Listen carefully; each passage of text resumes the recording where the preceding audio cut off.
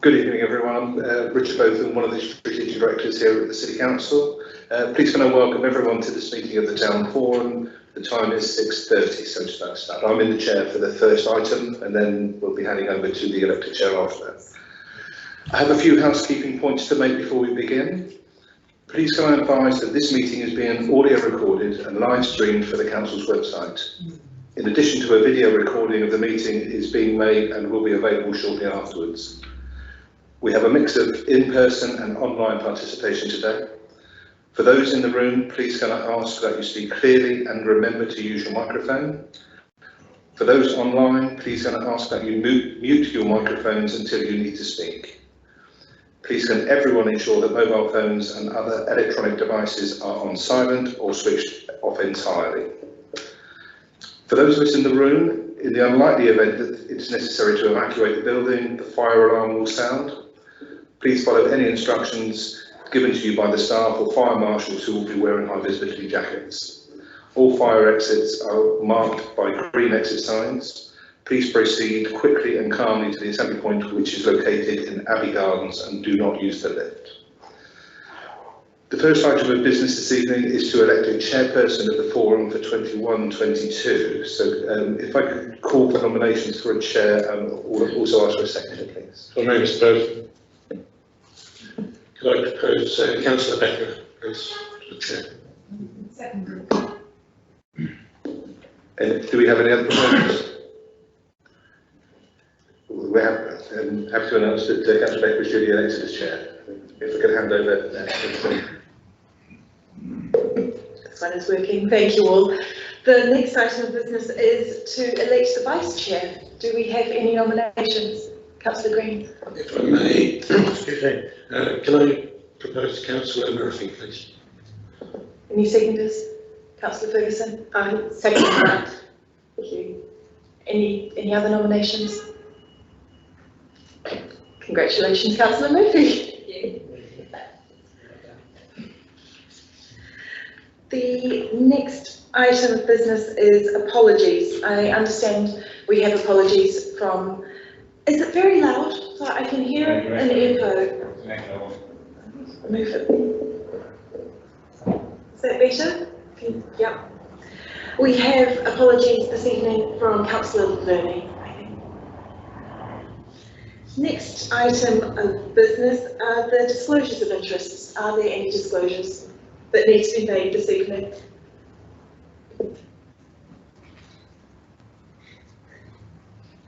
Councillor I need to declare an interest as a county councillor, so obviously any highways, social care related issues, buses that come up, it's a personal but not a prejudicial interest. Thank you. Swiftly on. There are no chairperson's announcements this evening, so the next item, the first formal item, are the minutes of the previous meeting found on pages 5 to 8 of the reports pack. Are those minutes agreed? Agreed. We have, I think we have 5 members of the public wanting to participate tonight. Welcome, thank you all for coming. I understand we have Mr. Fenner regarding the High Gate matter. Can I just confirm when you would like to speak? Would you like to speak now? Yeah, or would you like... Yeah. Mrs. Rose Burns regarding the High Gate, I understand is online. Chair, she's not actually online yet, and I haven't had any messages, so I'm not too sure about Rose Burns, I'm afraid. Mr. Caldwell, I know you were in conversation with her. Thank you, Chair. Yes, I've just texted her actually. She's on the beach in Cornwall at the moment, so finishing off a holiday. So she'd like to speak just before that agenda item, if that's okay. Thank you. I'm very jealous. Mrs. Beck, hello, welcome. Did you want to speak now or did you want to speak just before the agenda item? I can speak now. Okay. Mr. Caldwell, back to you. Did you want to speak before the agenda item or now? Yes, just before the agenda item. Thank you. And Mrs. Berry, regarding the pavilions, did you want to speak now or before the item? Just before the item. Thank you. Thank you.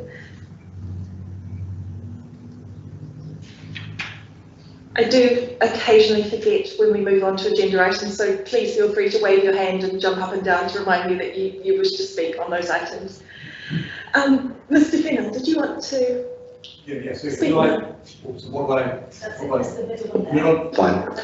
Okay. So, ladies and gentlemen, councillors, thank you very much indeed for giving me the opportunity to speak to you this evening about a subject which has concerned me ever since I set up Pi 900 in 2005. The proper care and security of Hyde Gate. Now, in my view, this is not just a matter of protecting it from pigeons, important though that is.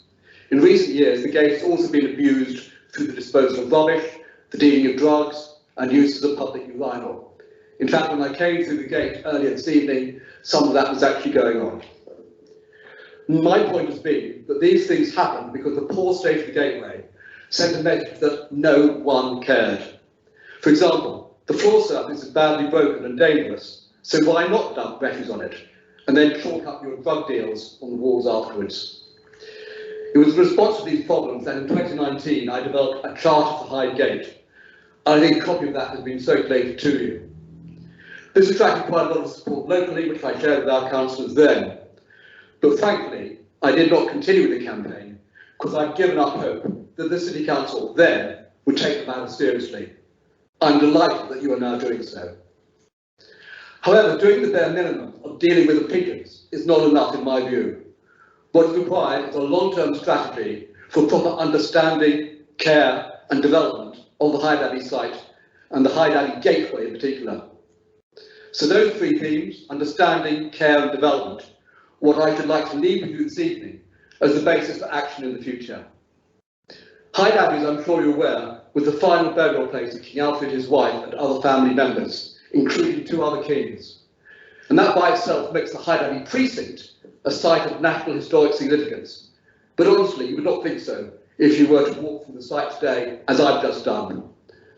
Between the 12th and 16th centuries, Hyde Abbey played an important part in national life, including holding beautiful manuscripts such as this one, the Golden Clasp of King Edgar, which featured in the fantastic exhibition at the British Library a couple of years ago.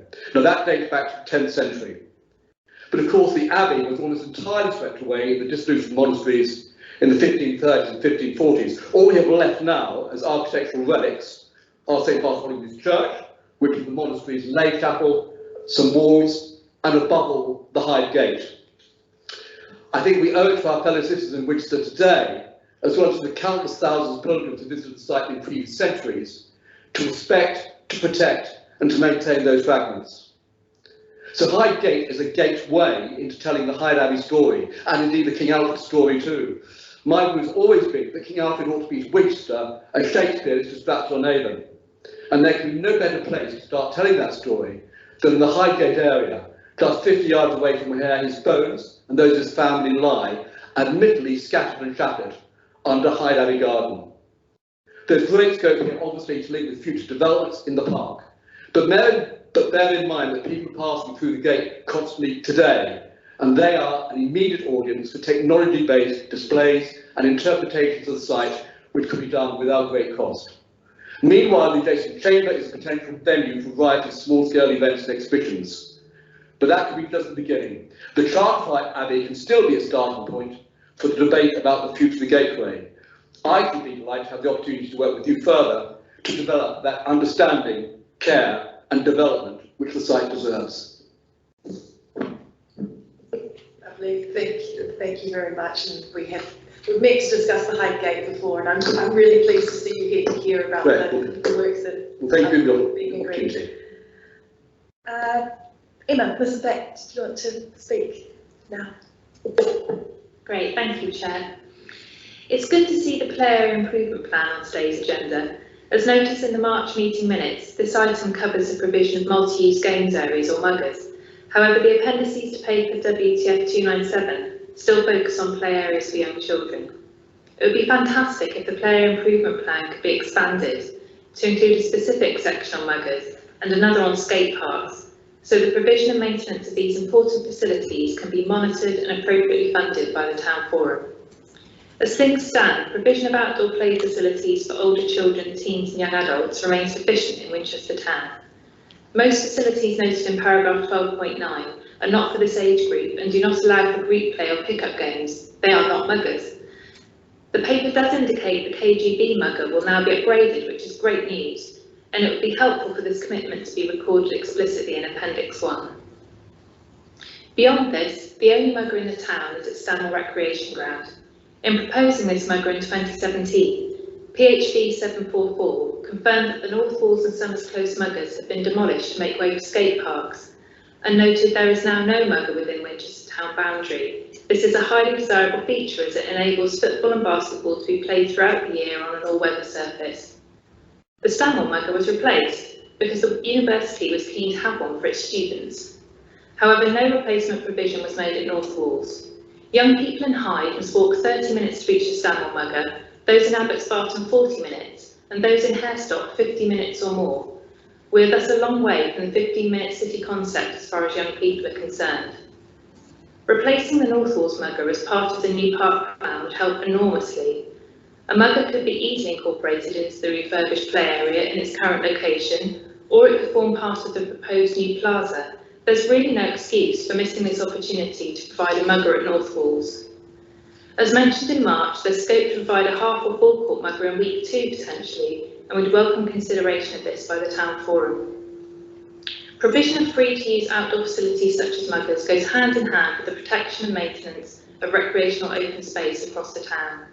We note that only KGB and the Garrison Ground currently benefit from legal protection against future development, and we urge the town forum to extend such protection to other recreation grounds such as North Walls, Stanmore and St Matthew's Field, and to parklands such as St Giles Hill and Orams Arbour. The replacement of ageing pavilions is key to ensuring sports pitches can be used.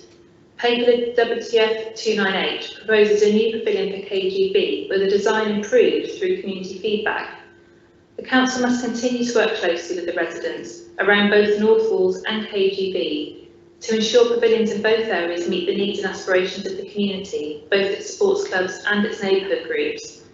We hope the Town Forum will pursue best practice in all its projects, engaging early and sincerely with Winchester's residents and community groups and drawing on their insights and knowledge. People power is the most sustainable fuel for Winchester's future. Thank you. Thank you. Mrs. Lord, do you want to pick up those points when we get to the item? Thanks.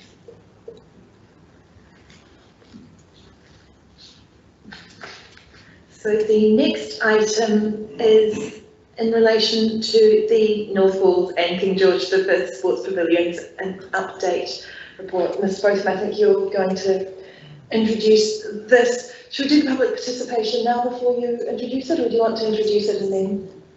If I introduce my response. Yes. Thank you, Chair. Yeah, the purpose of this report is to provide an update on the progress with bringing forward the replacement pavilions at North Walls and at the King George V playing fields. The report provides a general update on progress and the current proposals and designs for the King George V playing fields. I wasn't proposing to go into any detail on that by way of the introduction. We do have Graham Todd on the line who can respond to any specific questions that members have, but I think it was helpful to provide the current position statement with regard to that pavilion. With regard to the North Walls Pavilion, obviously that had been at a more advanced stage. We're out to procurement and we gave an update on that process to the meetings both in January and in March. So members will be aware that initial tenders that came back in relation to for the construction of the pavilion was significantly above the original estimates. So we agreed to undertake a process of value engineering. So we have been working with the pavilion project and with tenderers to explore options for reducing that cost.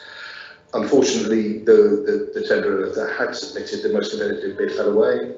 And even though we have made some significant progress with the second tenderers, the costs still remain well in advance of the budget that had been achieved, both by the contributions from Town Forum, from SIL, and from the Pavilion Project Community Funding process as well. Those funding processes continue, so I know officers are still negotiating with funding bodies, and I know that Mr. Caldwell and the Community project continue to bring in additional funds as time goes on, which is great, and we want to maximise those opportunities. The problem we have at the moment is we don't feel we're in a position to proceed with the tenders that we currently have. The tenders are now out of date. Tenders have indicated they're keen still to work with us, but we do feel we're £100,000 short on that project, and actually we're not going to close that gap now through value engineering. So what this report does is sets out what we consider to be the two options that are open to Town Forum to consider.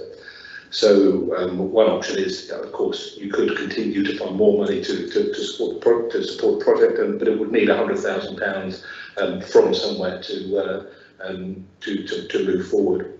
The second option is that we actually refine the design for the pavilion and seek new tenders on a different basis. So what the report sets out is there is a view of the officer, the technical view, that by refining the design of but keeping the footprint of the pavilion, straightening some of the angles on the design, which will make the construction a more straightforward process. That can be brought forward within the budget that's available to us as we stand at the moment. It will, of course delays to the project, but it's unlikely that even if we move forward with the existing tenders that we would have a pavilion before the 2022 cricket season. In any case, when we still feel we can meet that obligation. Very much committed to continuing to work with the community projects on this project and to meet the aspirations of that design. And happy to take any questions, Chair, on the views of member views and also a contribution policy from Mr. Caldwell. Lovely, thank you. Which one wants to go first? Mr. Caldwell, do you want to go first and then Ms. Berry?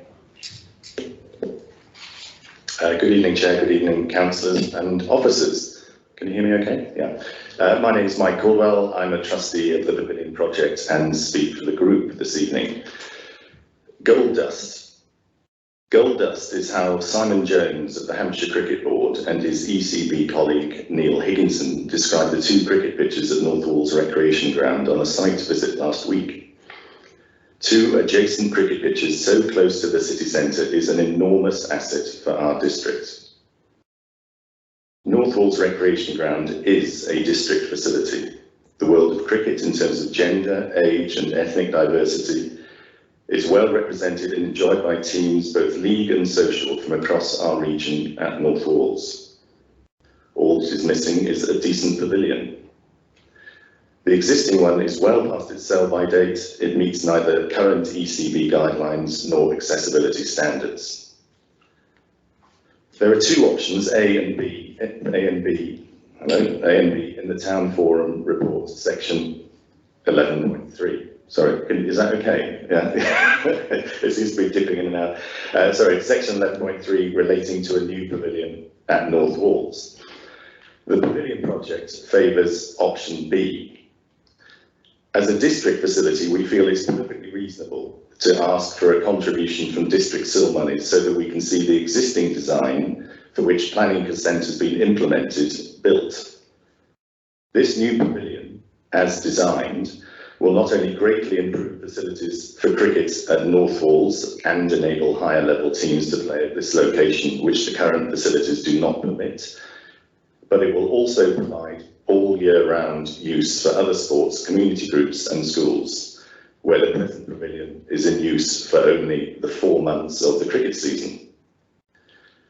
Public procurement regulations have not been our friend in the recent procurement process, which has resulted in overinflated, wildly varying quotes from contractors, made even more incomprehensible at the value engineering stage. It's unfortunate that the lowest tenderer is no longer available. But delay is not a friend of the project either. Costs in the construction industry are rapidly escalating, and our concern is that embarking on a revised, albeit simplified design, option A, which will require a new planning consent and another tender process, could result in even higher prices. And will a revised design see a new pavilion in place for the start of next year's cricket season? It's very tight indeed. However, the pavilion project team recognises that considerable town SIL funding has already been committed to the project, and that there are many more projects across our district which call upon SIL funding. If every effort is exhausted to obtain district SIL funding, then the pavilion project would reluctantly accept the political reality and give its support to the facilities give its support to option A on the absolute proviso that a simplified design still offers the same year-round facilities as the existing design, meets with ECB guidelines and enables 2 cricket matches to be played simultaneously. Also that it has a pitched roof, is timber-clad and in essence retains the core principles of the current 3-winged terrace design. Appropriate facilities are vital, but so too, we believe, is the unique design the new pavilion will offer this beautiful park setting. Whichever option is chosen this evening, we urge haste with this project, which chases rapidly spiralling costs. The new pavilion will become the symbol of improvement that the recent North Walls Park consultation so craves.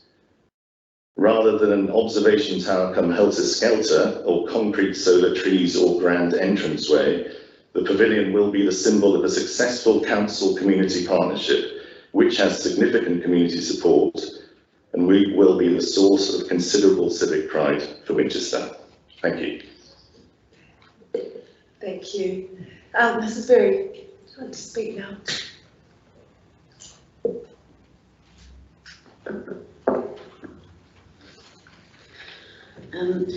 Thank you for the opportunity to speak on behalf of Highcliffe Community Forum for Action to ask for clarification on the following. Community use of the pavilion.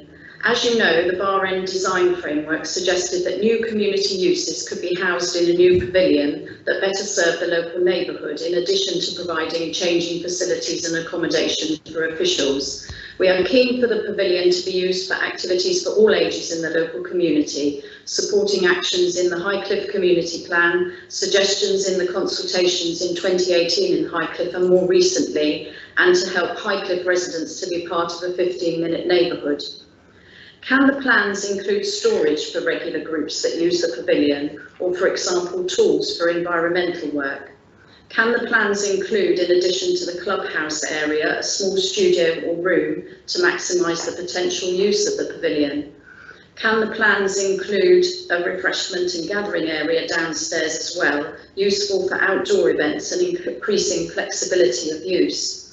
There needs to be more information on the hiring arrangements, and hiring rates must be affordable for the local community. The bar. The March consultation feedback says that the term bar is not intended to equate to a licensed bar and will be amended in future plans, but it is still in these plans. What is its function? Parking spaces. The feedback says that the number of designated parking spaces on site will not change, but in these plans there appear to be extra car parking spaces on the other side of the road. Biodiversity. People in the local community are becoming increasingly concerned about the need to protect the biodiversity of the area. The addition of a green roof suggested in the 2018 consultation is welcome, and we understand nesting boxes will be added. It is also welcome that the pavilion is now relocated away from the allotments and hedge, but concern remains about the road now rerouted to run alongside the hedge. The Bar End Ecological Appraisal 2013 recommended a 5-metre buffer with no groundworks or construction activities to protect hedgerows and wildlife such as slowworms. If the green waste compound was not there, the road wouldn't have to continue beyond the pavilion, discouraging drivers from parking beyond the designated spaces and reducing the amount of traffic, including tractors and small lorries passing by the children's play area. The highest priority in Highcliffe's community plan is to investigate ways to make children feel safer in Highcliffe. The accepted transport hierarchy of walking and cycling first needs to be respected. Please could there be a report into possible alternatives to siting the green waste compound here? Access to toilets. We understand that unless there is a sporting event or the pavilion has been hired, there will be no access to the toilets by the local community using the park for informal purposes. Can this be reconsidered, at least for outdoor organised community events and activities which don't require the pavilion, or for disabled people? And lastly, will there be any more meetings or discussion before this goes to planning? Thank you. Thank you very much. I'm sure lots of us are noting down those questions and they will be responded to, probably by Mr. Both. Chair, we do have Graham Todd online, who is much closer to this project than I am. So if you could ask Graham if he is able to respond to any of the points raised by Mrs. Perry. Of course. So for those in the public, Mr. Todd is available on Teams. I'm not see him on the big screen behind you, or at least hear him. Graham, are you there? This is very Eurovision. Yes, can you hear me? Yes. Hi, Graham. Hi. Hi there. Yes, I don't know, would you like to go through question by question and I'll try and answer?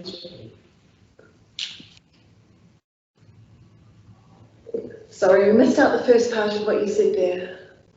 Do you want? If you'd like to go through question by question, then I'll try and answer. Sure. I'm not, who has the best list of questions? Mr. Councillor Weir, I think he was scribbling behind.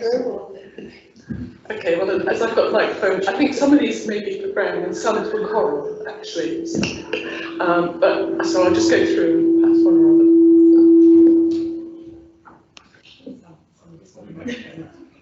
Okay.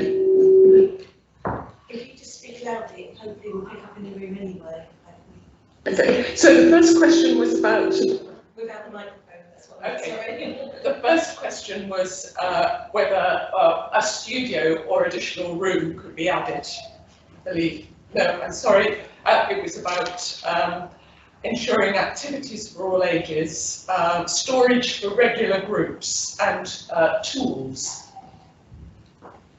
Can they be added? So there's a list of additions. Perhaps I should run through the whole list of additions, Graham.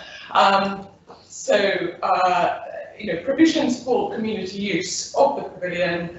How can we ensure that there's more activities for all ages, and storage for use by regular groups, and tools for environmental work, and a studio or room. Can these things be added?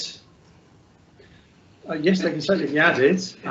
It's increasing the size of the pavilion, but it's something happy to consider on any redesign.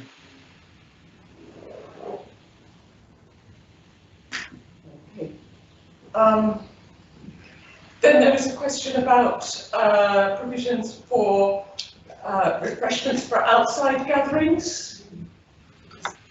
This may well be a question for Coral, whether or not there's been any works into the viability of it, of any needs for it.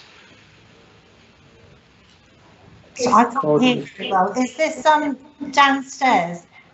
Yes. Rather than upstairs. We hadn't given that any consideration really because of space really. That's why we've had to have the community room upstairs, which obviously will be available for community use at all times. I don't know, Graham, do you think we could get another room in downstairs? I assume we're talking about KGV rather than North Walls. We are talking about KGV. We're talking about KGB. Yep. Okay, sure, thank you. The accommodation is very tight on the ground floor. In order for us to maintain the roadway to the rear, we'd like to try and keep the floor plan to its current size, but saying that we do have some flexibility in the storage to the side. Whether or not we could provide any community facilities on the ground floor is unlikely, but we do intend to install a lift to serve the first floor. So it'd be fully accessible. Thank you, Graham. The next question, I think, are for Coral. It's questions around the hiring arrangements for community use and why the bar was still in the plan. I think the bar is just a bit of a misnomer really. It will be more of a kitchen area. I think we were going to take that out, weren't we, Graham, out of the plans? Just the word bar. Yes, I think it's been labelled wrong really. It's more sort of tea facilities. So there'll be a kitchenette, and then there'll be space for people to sit down and have teas and the like. And Coral, can you say something about the hiring arrangements, please? We haven't actually come up with any costings yet, but there will be a community rate which will be different from what we would charge anything else. I mean, for instance, if we had a class, a Pilates class, we would charge the going rate, but for any community use, we'd have to look at it. But we haven't got that far yet. Thank you. Question, have additional parking spaces been added? That's also not correct on the plans. We don't intend to have any additional parking spaces. Where they are shown on the plans now will be turned to grass. Thank you. And we'd like to extend the tree line as well to add in some new trees as well. Thank you. Then there are questions around the relocation of the road and the possibility of removing the green waste compound with the view to putting walking and cycling pedestrians first. We've explored options to try and relocate the green waste to other areas in the town, and unfortunately we've not been able to find a suitable location for it. So our intention is to maintain access to it, but we're going to have an access road to the rear of the building, and there'll be a bollard, so it'll only be accessible by maintenance staff and the ID30 contractor.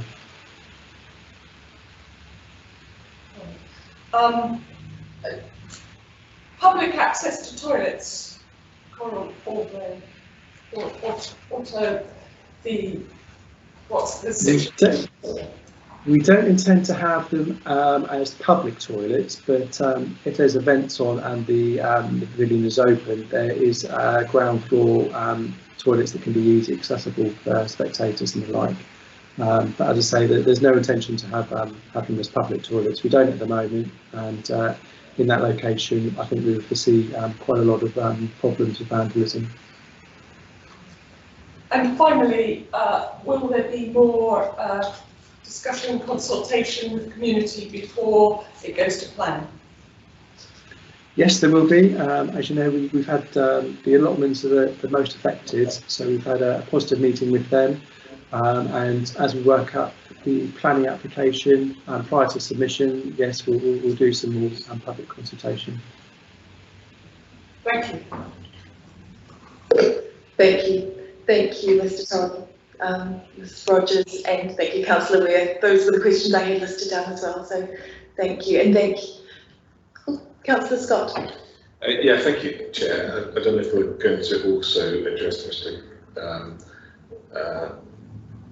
Caldwell. Sorry, Mike. Forgot the surname. Mike Caldwell's points as well for Graham or Carl. Perhaps we can come back to that in a minute. But a couple of questions come to mind as Richard kicked off on the report. We haven't moved to questions yet. I was just going to thank Mrs. Berry for coming along, and we will then move to questions. You invited me into questions, Chair. Sorry to interrupt. I believe Rose Burns has also joined us now online, so she is available if you wish to allow her to speak.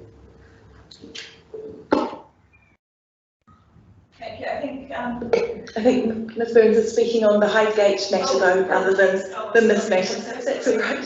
Thank you. So, Chair, just to confirm, we're not in questions yet? We can start questions now. I was just wanting to thank Ms. Berry before we move to questions, but we can move to questions now. So, questions, Councillor Scott. Okay, but obviously my point is well made, because obviously, thanks, Councillor Weir is obviously addressing Mrs. Berry's points, but we still haven't addressed Mike's points as well in the meeting. That would be good if the officers can come back on that. Yeah. That was my first point I was going to make.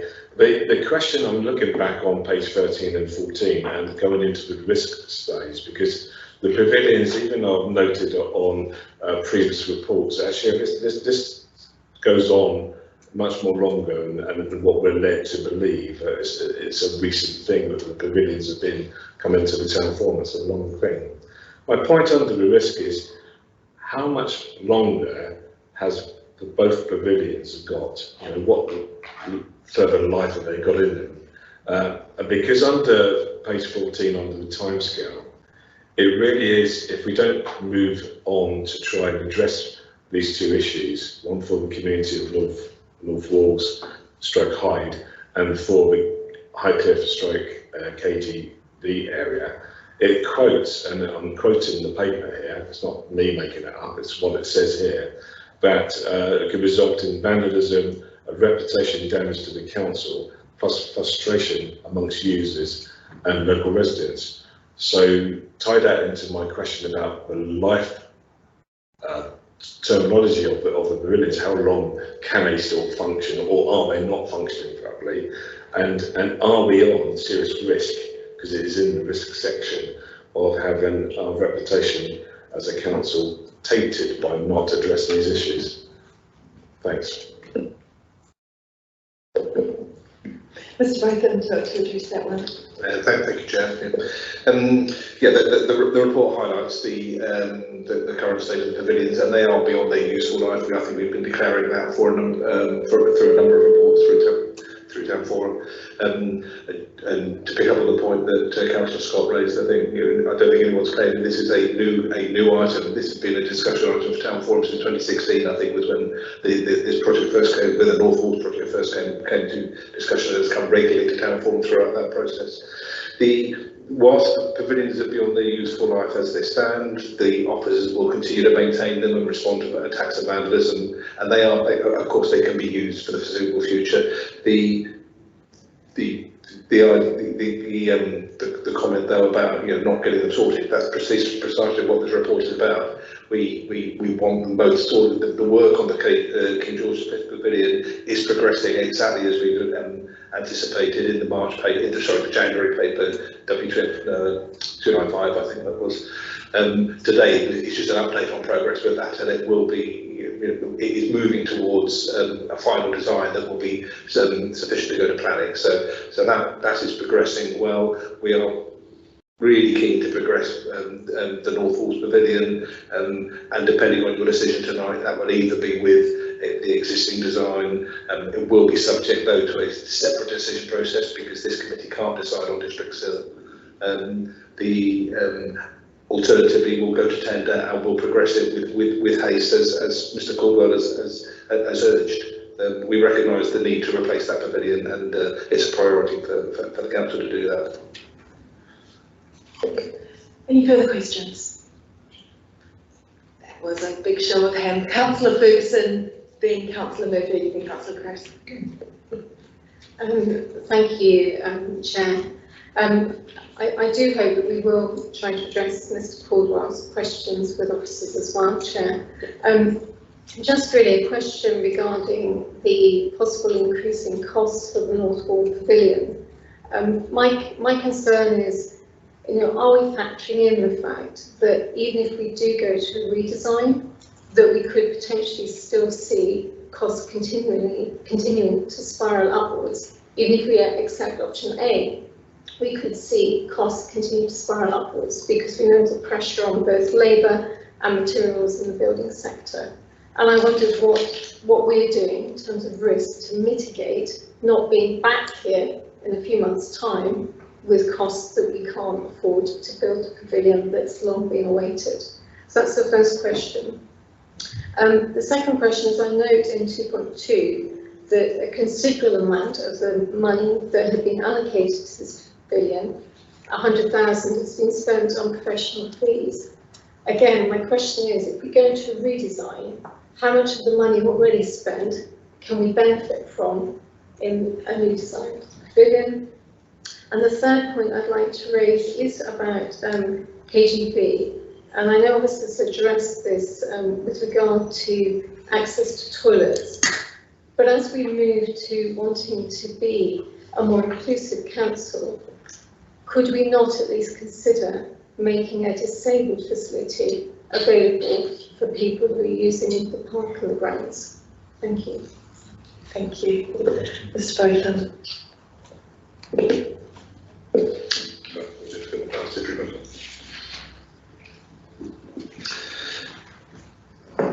Yeah, Councillor Ferguson raises a very good point around increasing construction costs, and we are facing that with building projects at the moment. We are estimating an increase in material costs of between 5 and 10%.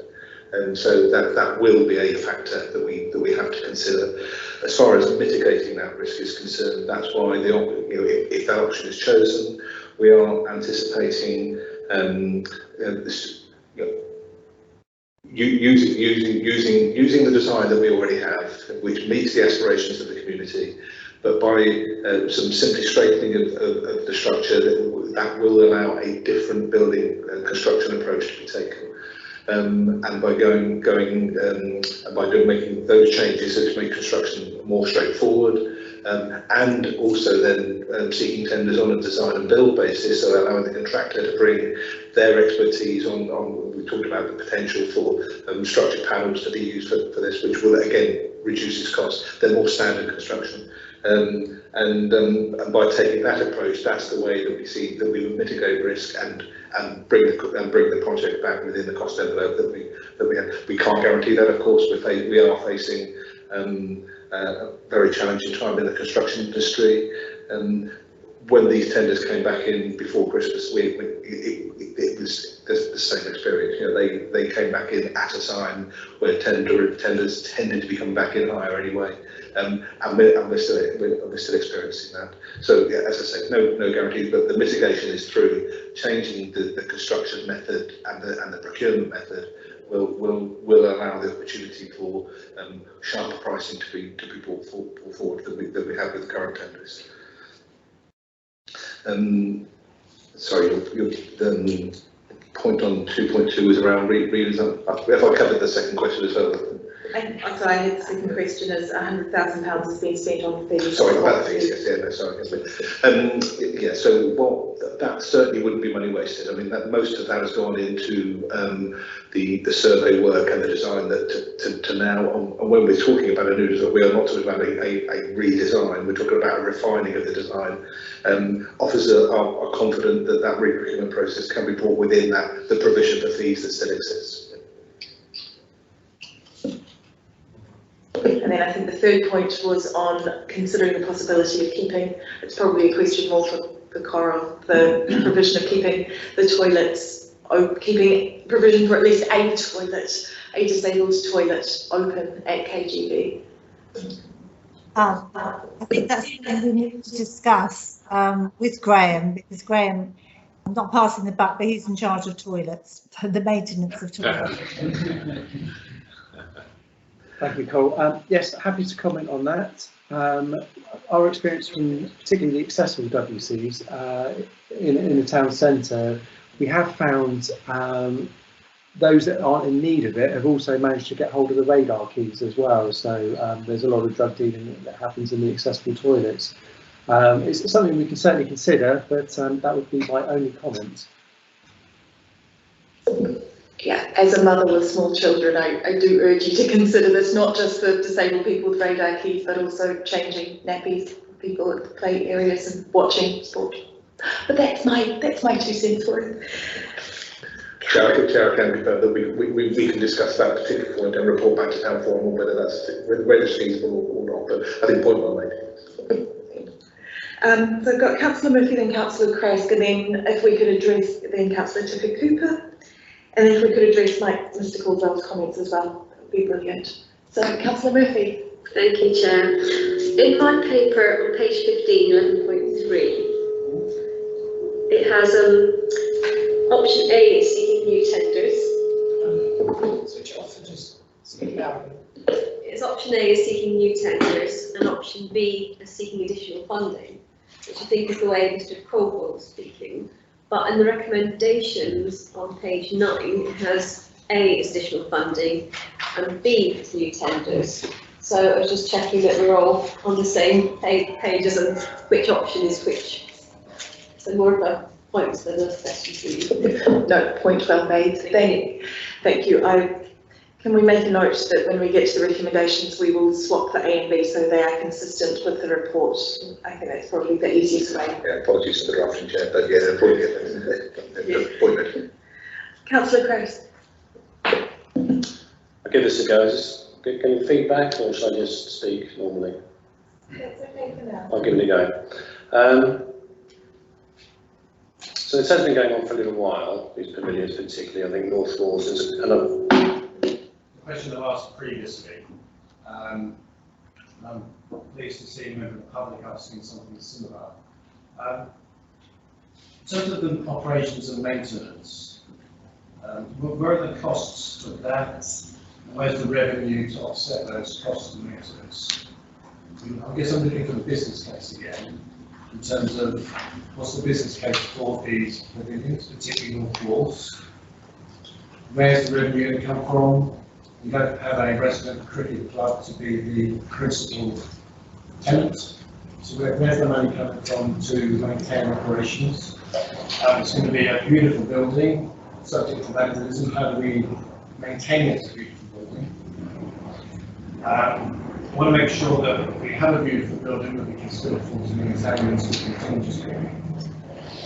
So if that means putting prices up for what it takes to rent or hire a cricket pitch, other cricket clubs prepared for that. I don't want any surprises when we launch the cricket club and put up price list and demand and supply will go up.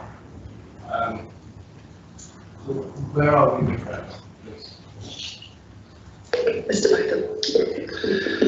Chair, I think we did say that we would bring a report back to Town Forum considering the fees and charges for sports pitches across the city. That report was deferred during the pandemic. We didn't feel it was appropriate to bring a report recommending an increase in fees on sports pitches at a time when people were not able to use their sports pitches. The matter was addressed though in the report to Cabinet in March on fees and charges. Broadly, where Cabinet approved just an inflationary increase to sports charges, and not a complete revision to those charges. There was a commentary on that matter was included in that paper at that time. As far as the charges for any new pavilion, we haven't determined the potential for that charge. We haven't determined the potential for that charge. It is a discussion that we had with the pavilion project, the community project, who made the case that actually we generate a lot more income from this pavilion, and that would help fund some of the costs if we were to consider borrowing. We're not convinced of that. We think the charges that we make for sports pitches currently compare reasonably well with neighbouring authorities.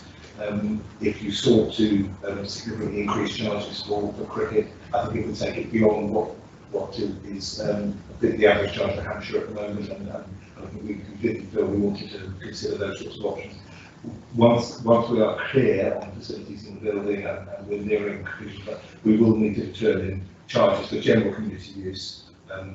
We wouldn't be setting those at a level we feel that will generate sufficient income to fund facilities within the pavilion. I think we always accept these pavilions are a cost to the Town Forum, and that will remain a cost to the Town Forum.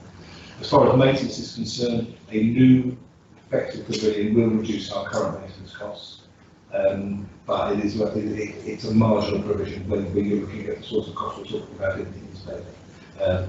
We could certainly bring an analysis of repair costs and maintenance costs for the current pavilion. They will be different for the new pavilion, but we're not seeking any growth in cost of the Town Forum maintenance, nor are we suggesting that there'll be any significant savings during the year. So it's a broadly neutral provision for us on maintenance and hiring.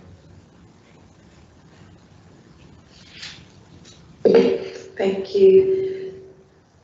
Councillor Tippett Cooper. Thank you. You know what? So first question is, do you have any idea about what practically has to change in terms of the design? I mean, I'm trying to conceptualise what the design will look like now, because obviously the current design is very striking, very impressive. Do you have any ideas about what's going to need to change in order to bring it within budget? First question. And secondly, in doing that, is there any, is the new design going to allow for the space to be used for community uses, which the pavilion project set out as an excellent document, part of the use. I'm really pleased to hear, so it's obviously going to provide huge value to the sports in the area, in particular we make Winchester a destination for cricket. But I really liked the sense of going to be a heel hub as well, and just to understand whether the new design is going to allow for that. So. Jay, as regards changes to design, without a sort of plan there, I guess it's difficult about that, but I think just to assure members that we regard them as minimal changes to the actual footprint, the kind of footprint of the three-wing nature of the design, I think is key to serving 2 cricket pitches. So that will be retained, and just the Caldwell has said, as far as the community group aspiration, community project aspirations are concerned, retaining it, the pitched roof. One of the value engineer options we considered was a flat roof on that building, and it reduced the cost, but not by way of the reduced vision impact of it. We didn't feel that was worth pursuing. But so retaining the core features and the appearance of the building is important. There would be some straightening of the terraces, and that's effectively the bit that whilst there was wings of the building, they went out at angles, and those angles create construction challenges. So by straightening those, we feel that we can simplify that construction. So that's the key feature. So will it lose visual impact? It will have an impact, but I think the key features of that design are intact. Your second point on community use is really important. The options in paper seem very much to respect that aspiration. And an important part becomes a year-round building, not just a summer cricket building. Town Forum we have the option of a straightforward replacement of the existing pavilion, which would be a modern cricket pavilion, and which would serve the purpose that the current pavilion has served. It wouldn't meet those aspirations that we would. And the recommendation in here certainly Thank you very much. Are there any further questions? If not, I'll ask Mr. Botham to respond to the other points made by Mr. Caldwell. I've covered the points that Sorry, Mr. Botham. Councillor Grove. Yes, no, we will absolutely move to debate after this. Yeah, I'd like to think, I have tried to cover the points that were raised through me, but if there is anything else that I think we'll move to debate. Councillor Cress, you can kick us off. Thank you. I think again, I want to raise the point made by Mrs. Berry and the South Chair around toilets. So we want to make sure that there is a strategy around toilets. We don't end up with the only facility we've got in North Walls is closed to the public, unless you're a cricketer or know someone who plays cricket. That's not going to go down in the general community. I think it's fine when we had River Park, because people use the toilets there. We don't have that now. We do need a strategy around the toilets in particular.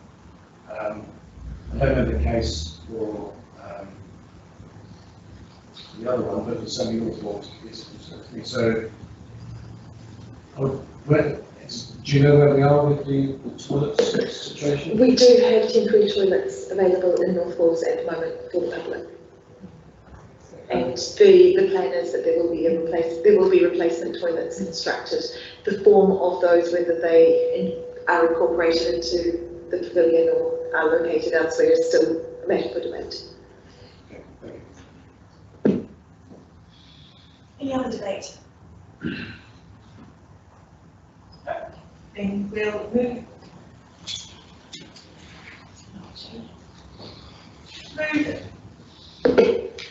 to the decision. So the recommendations are noting the swapping round of the two options, that the Town Forum consider the options for the proposed North Walls Pavilion as set out in the report, and either, and this is the new A, agree to the corporate head of estates and asset management seeking new tenders based on a revised design in accordance with the Public Contract Regulations 2015 and Council's contract procedure rules, and in consultation with the Cabinet Member for Housing and Asset Management and the Pavilion Project Board.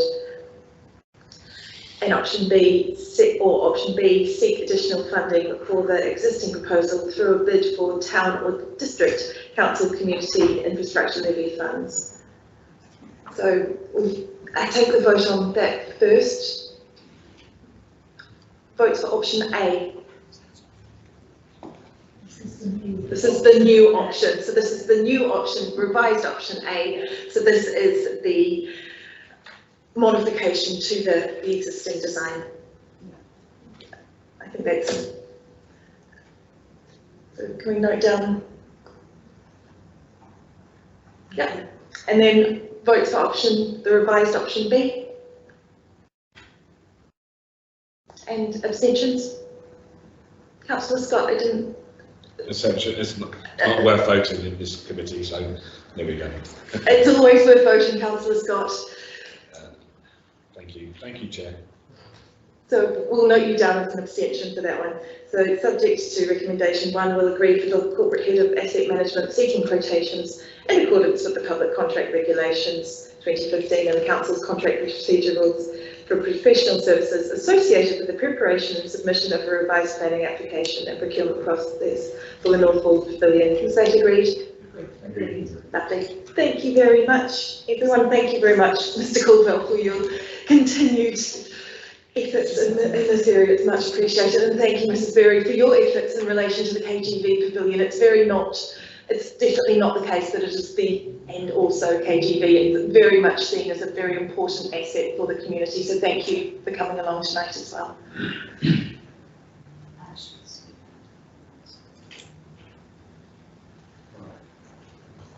Moving to the next item is the play area improvement 5-year update plan. Mrs. Lord, I think you're here to present this item. Okay, so the City Council has a 5-year plan for the refurbishment of its play areas, operates on a rolling programme which is updated every year through agreement and funding with the Town Forum. This report provides an update on the progress of the programme over the last year and seeks approval for Year 5, which has been updated. So in the programme for last year were the play areas at Thurman Crescent, the replacement of the toddler equipment there, that has all been completed, and Abbey Gardens. Abbey Gardens refurbishment has been delayed due to the complexities of the project. The whole facility on that side of the river requires improvement to ensure the play area becomes safe and accessible. It's got a number of health and safety issues which won't be addressed just by simply replacing the play equipment. We need to look at the levels across the whole site. So in order to achieve this, we're looking at additional funding for that site, which has been applied for through District SIL, as that is a district-wide facility. So we've rolled that one forward to this year. Also in the programme for this year are the play areas at North Walls and King George V play areas. We've already done consultations on both those sites, as you know. I've had reports back about those. We are looking for an additional 40,000 to deliver the skate park at the King George V play area. As Mr. Botham said, there has been increases in the cost of construction materials, so that's the reason we're looking to increase the budget to deliver that aspect of the project. Years 2 to 4 of the programme remain unchanged, and in Year 5 we've added refurbishments for the play areas at Fairdown Close and St Martin's Close. The only other thing I want to draw to attention, which is part of the recommendations, is the procurement as per recommendation 4. You'll see from the appendix that all the refurbishments that we're looking at have a budget attached to them already. We set the budgets for all our refurbishments.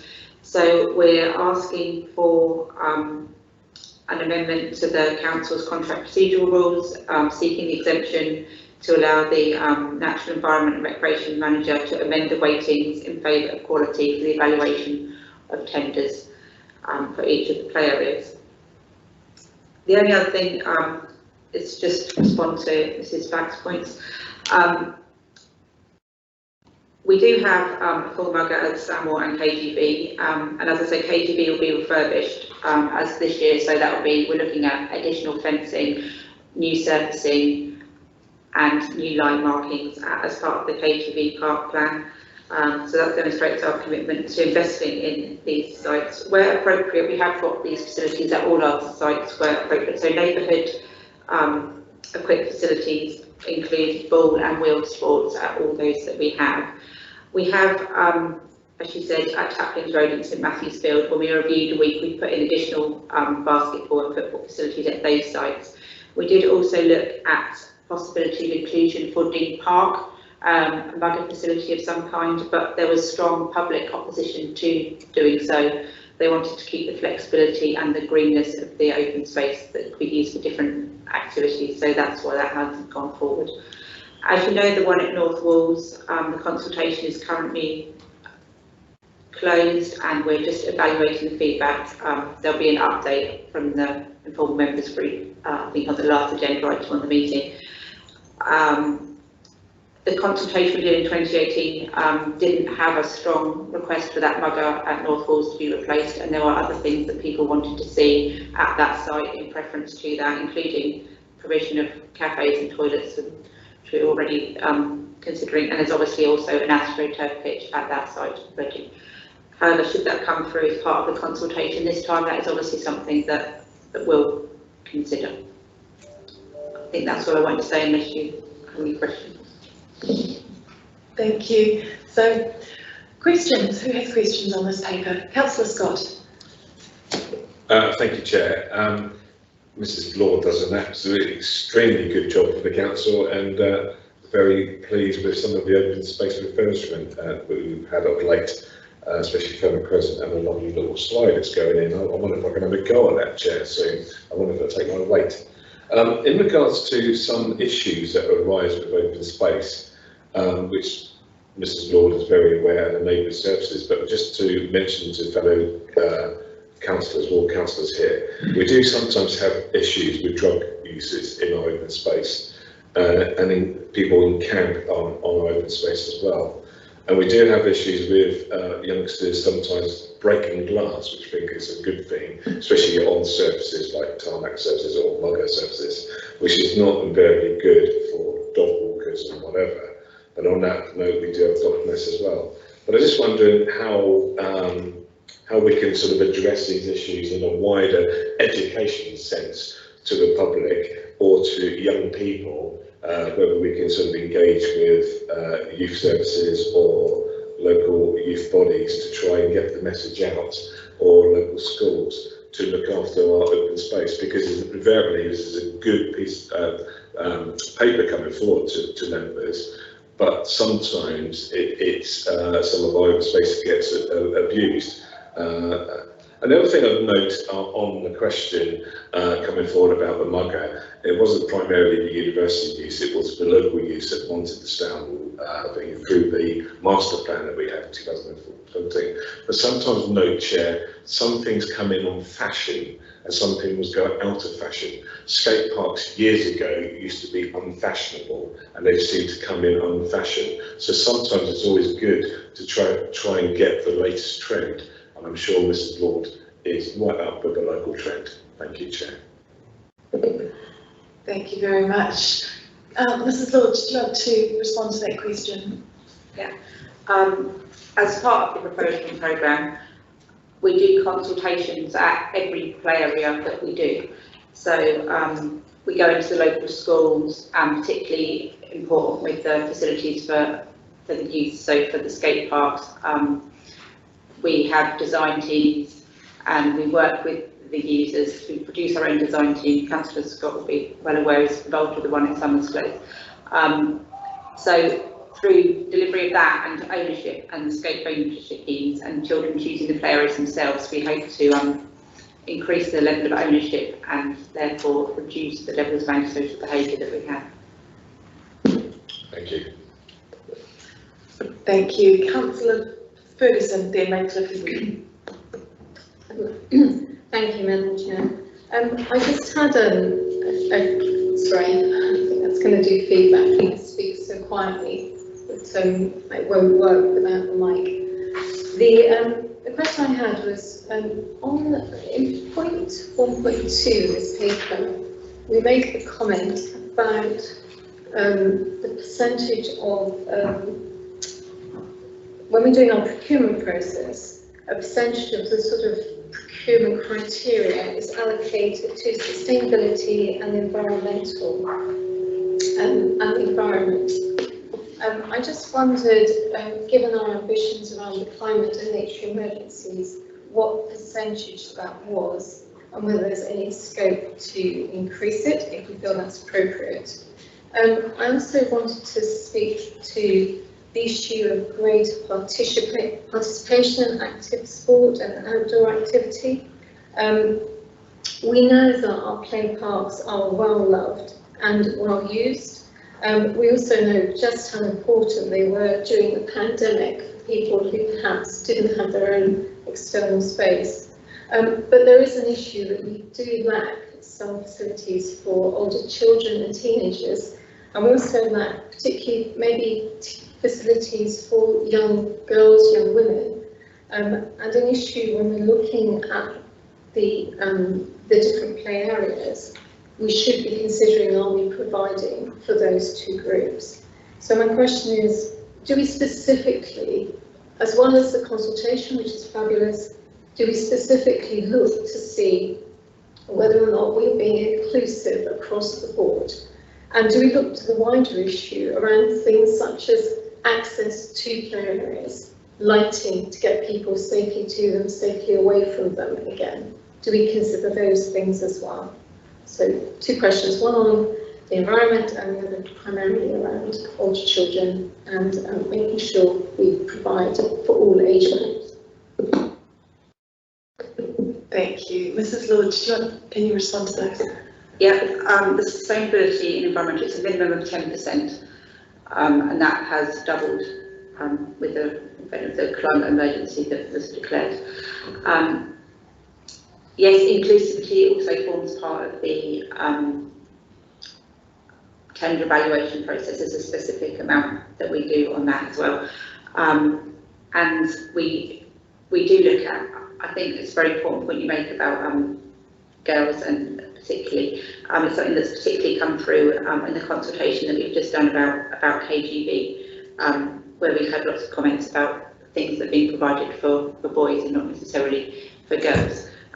So it may not be particularly overt what's being done, because a lot of what they like is spaces to meet and chat and hang out and get together and socialise.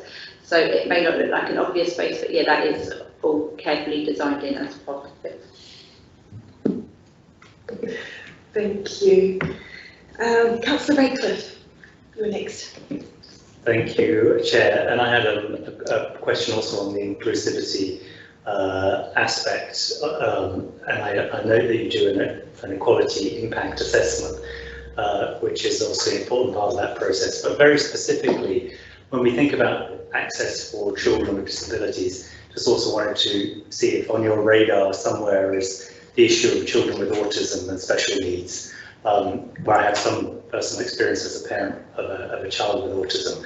And at a stage when he was younger, I know what a difference it made to have access to play areas that were specially adapted for children with autism. And of course, any kid could go and play there and enjoy it and take full advantage of the facilities. But there are questions about the design of the facilities, the colours that are used, the textures of the equipment, the inclusion, for example, of water and sand, the inclusion of little chill out areas. Now, obviously these do have cost implications, design implications, and we can't have every play area designed from scratch again to incorporate these elements. But since we have an opportunity, since we are designing new play areas, I think it'd be terrific if that could also be part of the equality impact assessment and part of the design brief. Yeah, absolutely.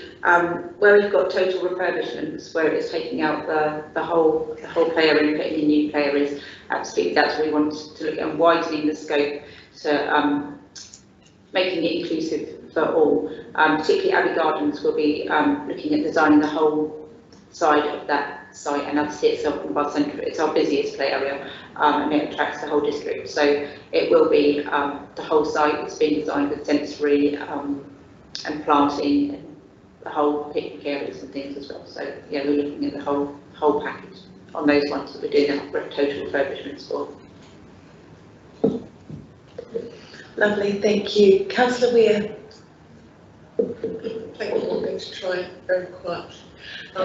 Coming back to Councillor Ferguson's point and the issues raised by Ms. Back about provision for older children and young adults, really.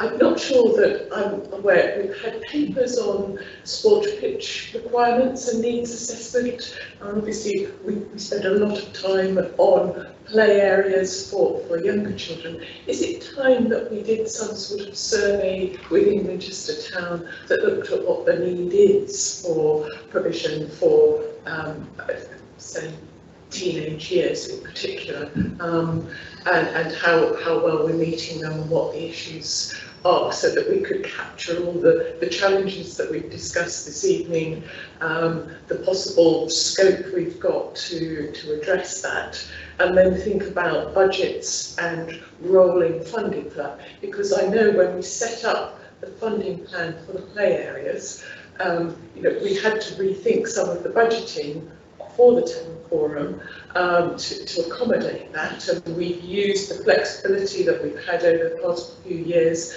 to increase the town precept in order to ensure that this work is funded, but we haven't provided for any greater expenditure, so we'd have to go back to those principles and ask ourselves how we're going to do it.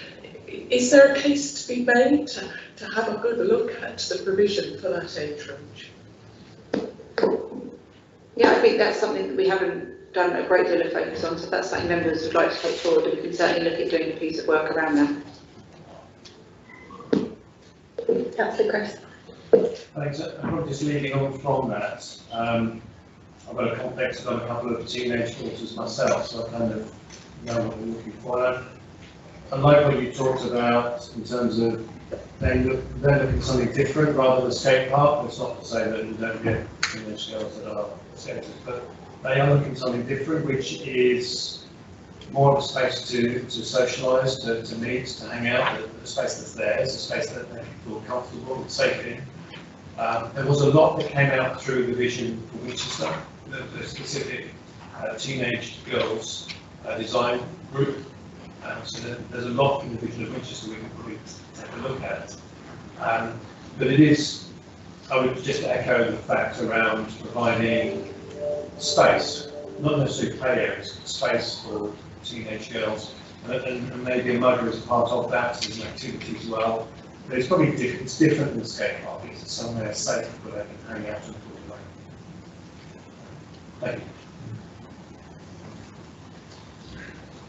you. Thank you. Moving on to debate. Is there any? Oh, Councillor Tibbet-Cooper. Thank you, Chair. Just a couple of questions. The first one is on the process of consultation for each play park and how it looks like in practice. Just noting that some of the concern, I suppose, from the North Walls consultation from North Walls Park was a sense that the preconceived ideas that were then put to the public. I wonder whether for each of these park plans, whether there's a sort of idea to essentially get public input first in the same survey model that was adopted for North Walls, which was really good, the survey model, and then go to designing this first point, and maybe pick up a lot of the issues that we talked about today. And nice to hear about the personal stories that it has. I should really prepare an interest in this item, 2-year-old and 4-year-old. And raising another point, just to sort of make sure it's not missed, there's obviously older children that definitely do need more facilities within our parks across the district, but also a sort of, I think it's another select group, which is very small children, babies and toddlers. Some play parks, so if you don't have enough equipment suitable for that age group, a lot of parents, particularly ones with 2 children with an older child that uses the play park, often has very little activity to do with sort of a baby that may be crawling or just walking. So looking for some sort of equipment for that age group as well would be good when factoring in these plans. So I think there was one question there and one comment. Okay, yeah, so for the consultations, we start off with, it depends, usually with a questionnaire, to be completed, and we do a separate children's questionnaire, and we also then go into the local primary school. We sometimes also hold events on site so that the secondary school children can come and meet us on site after school. We then combine all that into a brief, which is then sent out to tender. We get, depending on the level, if it's over 100,000, then it goes to open tender. Otherwise, we pick about 6 companies, and then we do an evaluation along the lines that I've already described. And then, based on that, we end up with 3, potentially 2, 3, 4 designs, which we then go back to the public and the school with, and it's like a council election. They vote for which one they want, and then they get the one they chose.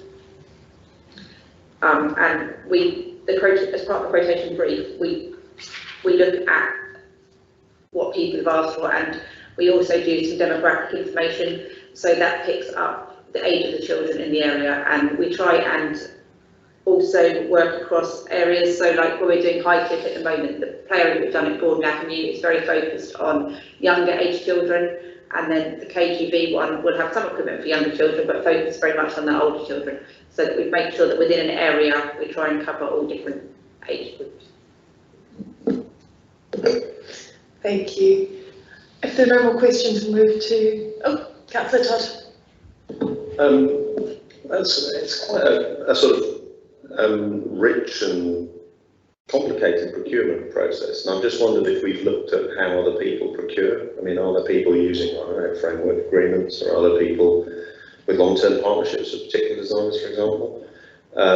So I suppose that's my question really, which is, and that's our procurement model. Have we compared it to other places to see what other people are doing, and if there are other ways to procure? Yeah, there's a procurement framework that we can use to actually get the tenders in. Yeah, there's a player procurement framework we can use for that. So there is a framework. There is a framework you can use. And is there a particular reason we don't use it, or? Yeah, we do. We use the companies on the framework to get the tenders. Oh, okay, so part of it is yeah, the framework. Then. Is that when it's less than 100,000, or is it forever? And it's less than that. Thank you. So moving to debate, is there any debate on this matter? Councillor Scott. Thank you, Chair.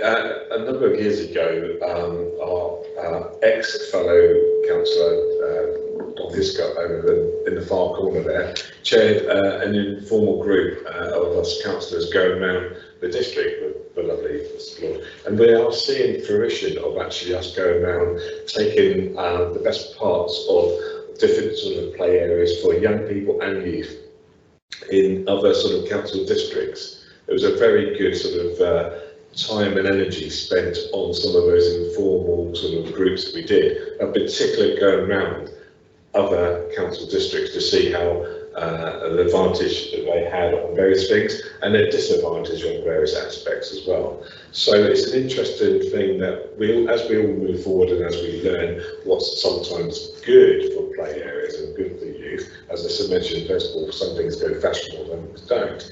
But actually it's very, very good at what actually Mrs. Lord and her team has brought forward. And I actually enjoy when we do have moments and go to the schools to do the consultation. It really is at that level to try and get it right for those who are going to use it. But we also bear in mind, that's why we're on a sort of rolling programme for many years. Those kids do grow up, so we need to address it when it gets old and tired and whatever, that we get it right for the next generation. But I do thank Mrs. Lord and her team for all the efforts that she puts in this particular field in the City Council. Thank you. Thank you. Any other debate? No? Thank you, Mrs. Lord. So we move to... Yes. For clarification. Yes, of course. Our governance experts at the council have asked me just to clarify to members that in recommendation 2, we are seeking authority to incur the full 240 expenditure, not just the 40. I think it is that way, but the government members understand that that's what that recommendation is. Thank you very, very much. So those recommendations are found on page 25 of your pack. that we approve the updated 5-year refurbishment plan, that we approve a supplementary capital budget of 240,000, that members note the funding requirement of £120,000 for works details in Year 5. Members give delegated authority to the Natural Environment and Recreation Team Manager to amend the evaluation weightings from those set out in the contract procedure rules. Is that agreed? Lovely. Thank you very much. Thank you, Mrs. Lord, for the paper. I think lots of ideas to take away and to think about. But for my point, I do echo some of the suggestions made, especially in relation to teenage girls, older children. I know as a teenage girl myself, I probably took up far too much time sitting on a swing that should have been used for a much younger child. So it would be good if we can have some dedicated spaces for them.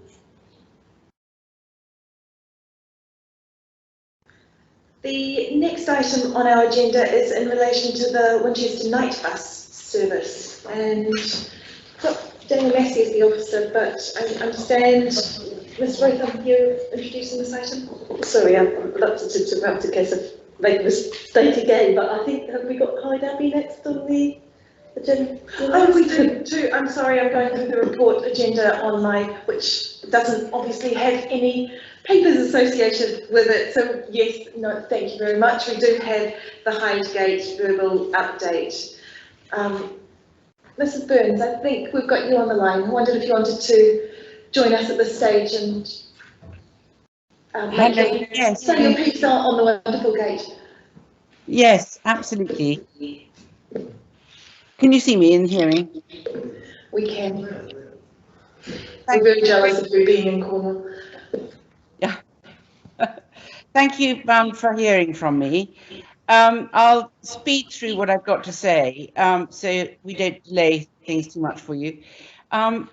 Many of you will know about Hyde 900, but I'm grateful to you, Chair, for asking me just to say a little bit before I go on to what we want to do with Hyde Gate. Hyde 900 is the brainchild of Edward Fennell. It was founded in 2010 to commemorate the 900th anniversary of the commissioning of the large medieval Benedictine monastery of Hyde Abbey. That was built to house the remains of Alfred the Great and his family. We are a charity with an ambition to discover and celebrate the history, culture and people of Hyde, past and present. We organise events such as community archaeological digs, where people of all ages discover the remains of the Abbey. We organised the Hyde World War I Soldiers Project over the years of commemorating the war, discovering the lives of those young men of Hyde who went to war and didn't come back. We discover wood and stones and bones which date back to Hyde Abbey, and you may know that we organised and collaborated with the BBC Two documentary In Search of Alfred the Great. We organised the annual King Alfred weekend in October and social events, concerts, Hyde in Conversation, etc. One of our primary objectives at the moment is to get Hydegate and Chamber brought back into action as living, breathing buildings. They are all that remains of the Abbey, together with obviously St Bart's Church, and they form together a living reminder of Hyde Abbey. Both are in need of restoration, and I'm thankful that we are starting that with the church through the Tower project. We in Hyde 900 strongly argue that these Grade 1 and 2 starred listed buildings, along with Hyde Abbey Garden, should be a major focal point within Hyde and the city as a whole to explain the history of the Abbey and the connection with Alfred the Great, as well as to celebrate the modern city with art and other cultural displays and events.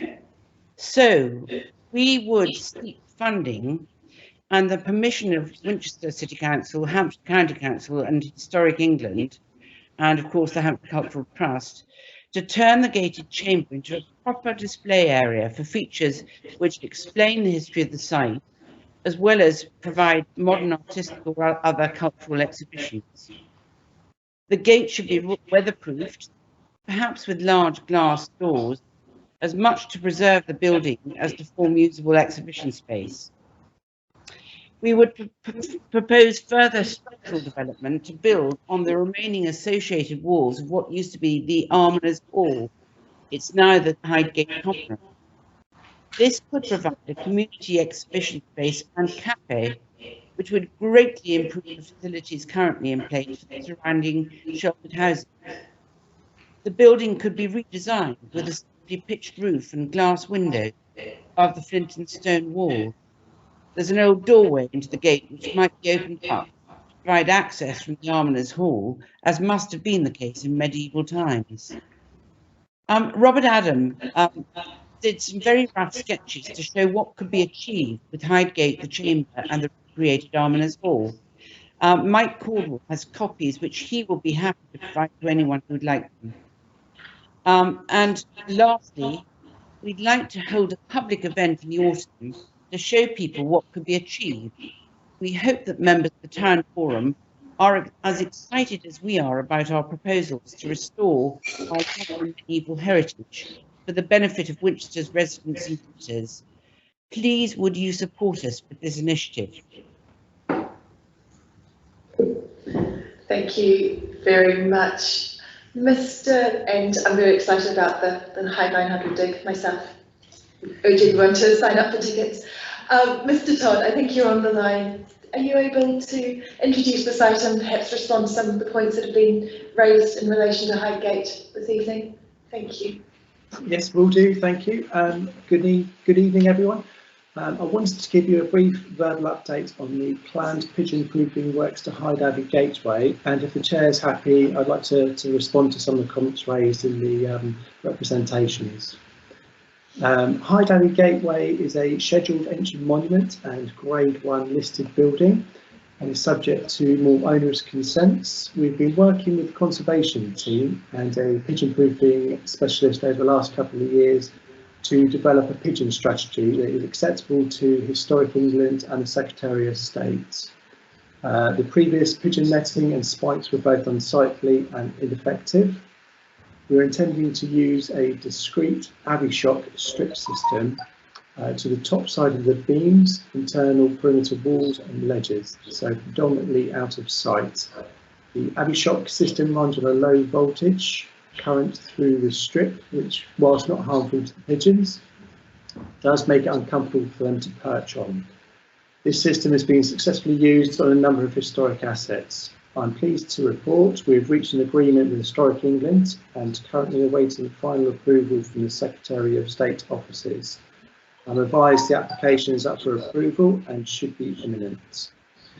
We will also take the opportunity to clear the gutters of weeds. The contractor has been lined up to commence once consent is received, and the works will be funded through existing maintenance budgets.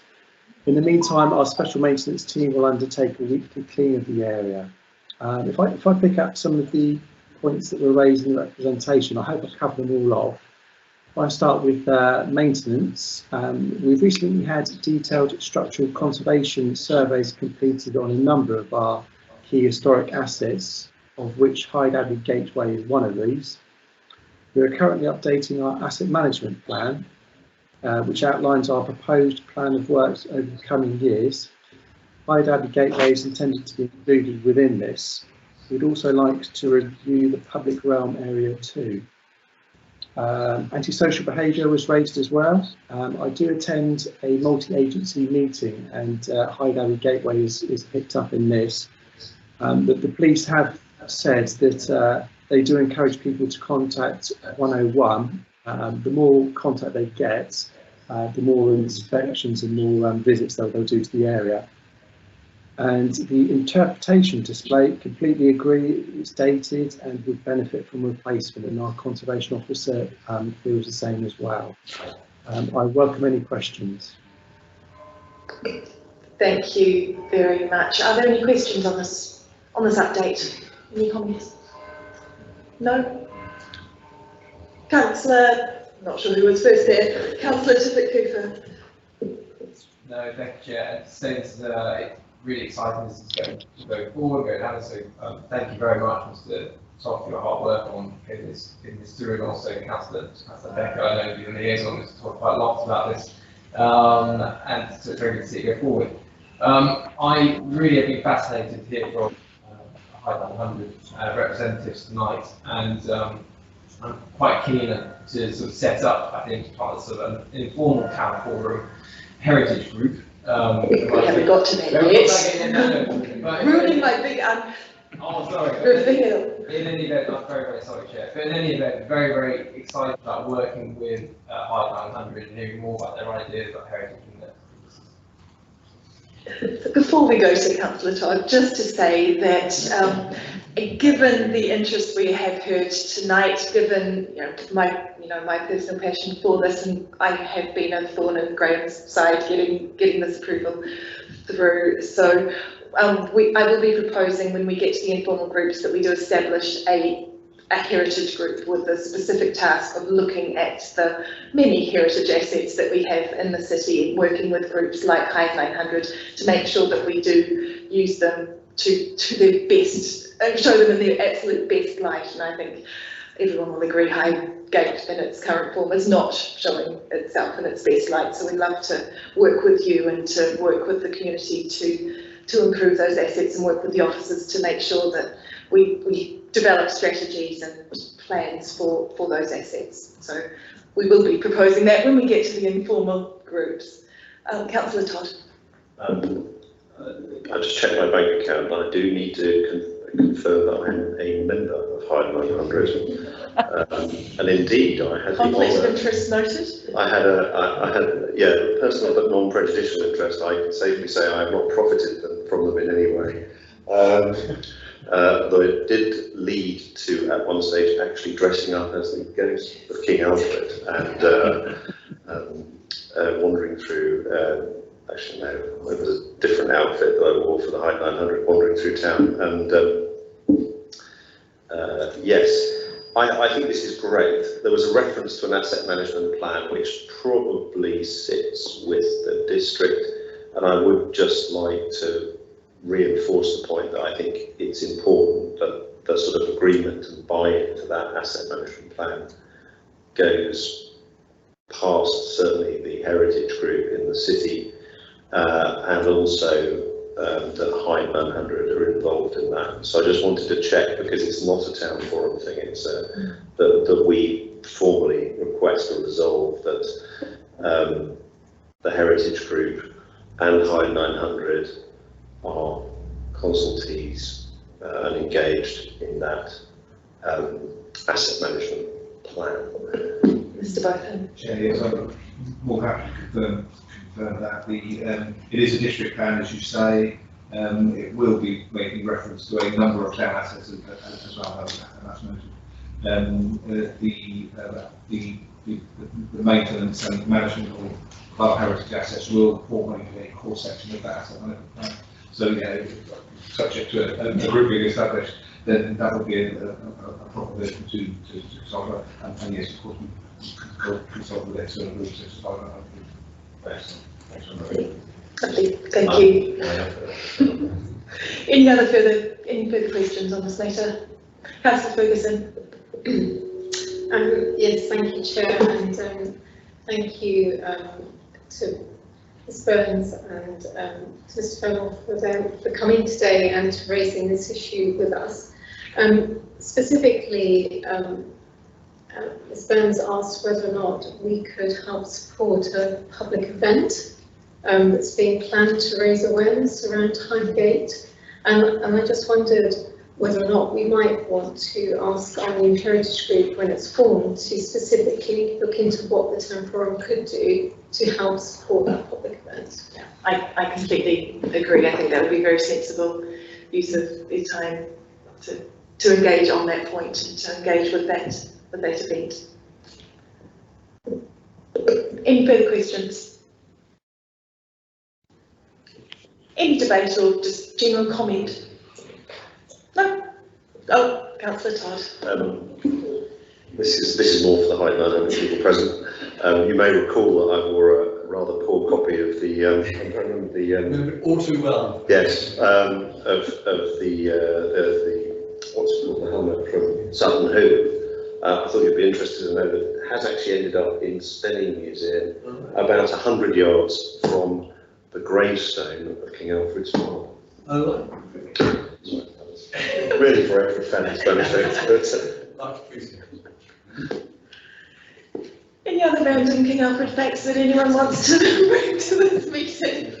No, well then, it's just down to me to, oh, Mr. Caldwell, you've got the plans to distribute, so that would be lovely, thank you. So just thank you, Ms. Burns, thank you, Mr. Fennell, thank you, Mr. Caldwell. I think you're wearing multiple hats at this meeting, so thank you. And thank you, Mr. Todd, for all your work on this. I know this has been an ongoing, very lengthy, painful process, so thank you for persevering and getting us this far. I think getting that pigeon proofing in place just unlocks the potential for this amazing site. So thank you very much. And we're, assuming this group is formed, we're looking very much forward to working with all of you. So thank you.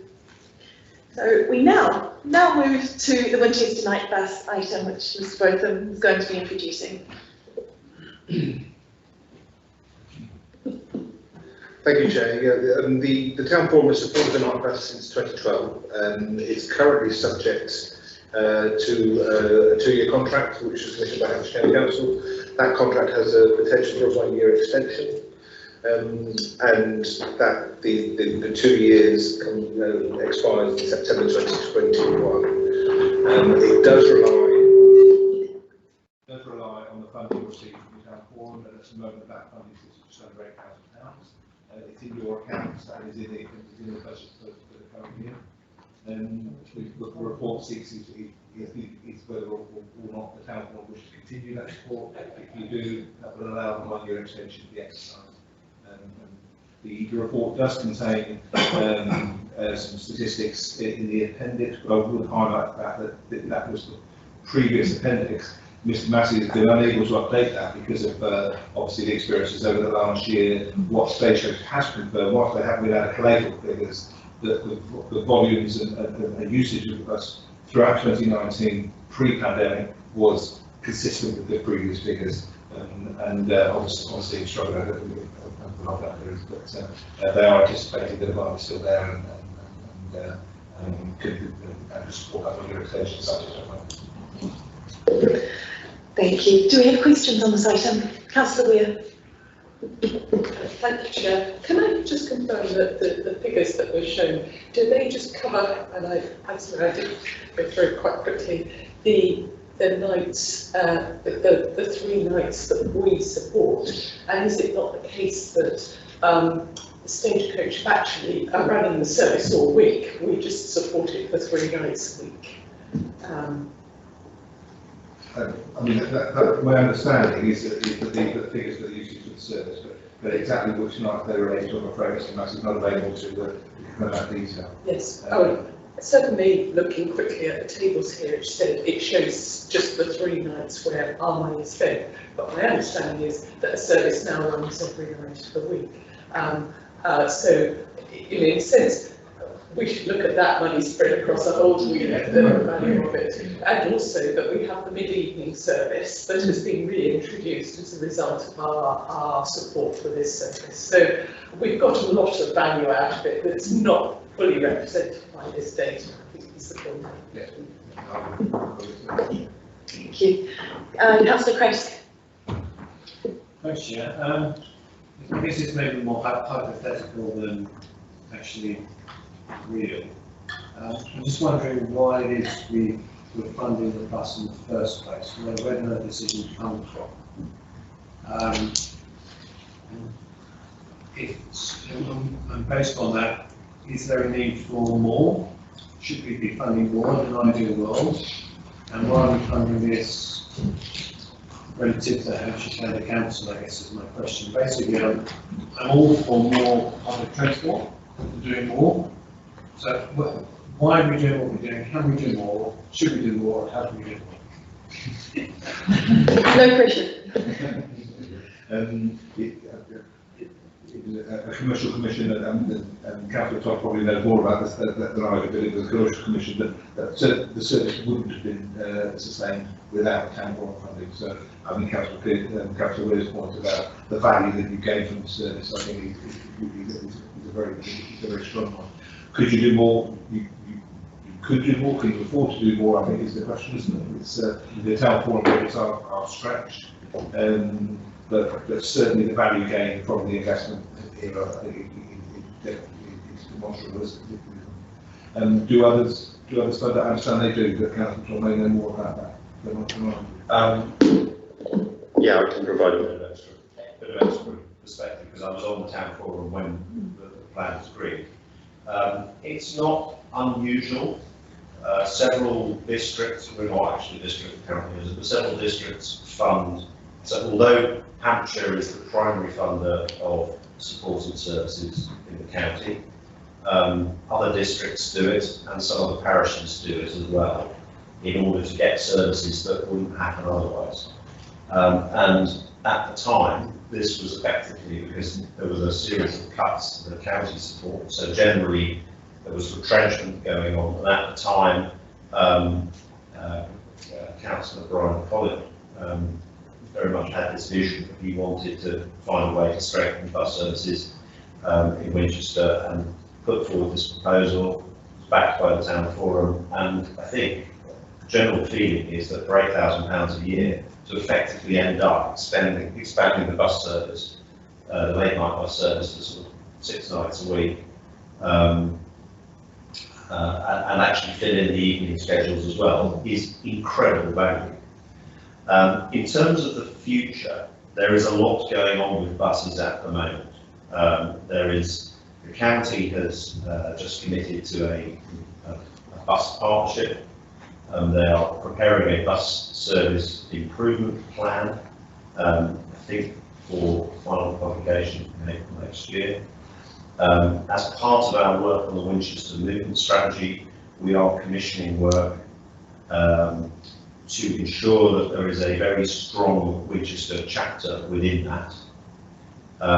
Also, one thing that the administration did when we took control, when I did the parking and access strategy, is we consciously decided to change it from a car parking strategy where any surplus was invested in car parks into a parking and access strategy. So firstly, it covered bike parking as well as car parking, and secondly, we have the option to invest some of our parking revenue, and this is legal within the terms of how car parks operate, into bus services where we think it serves a useful purpose for the city or district.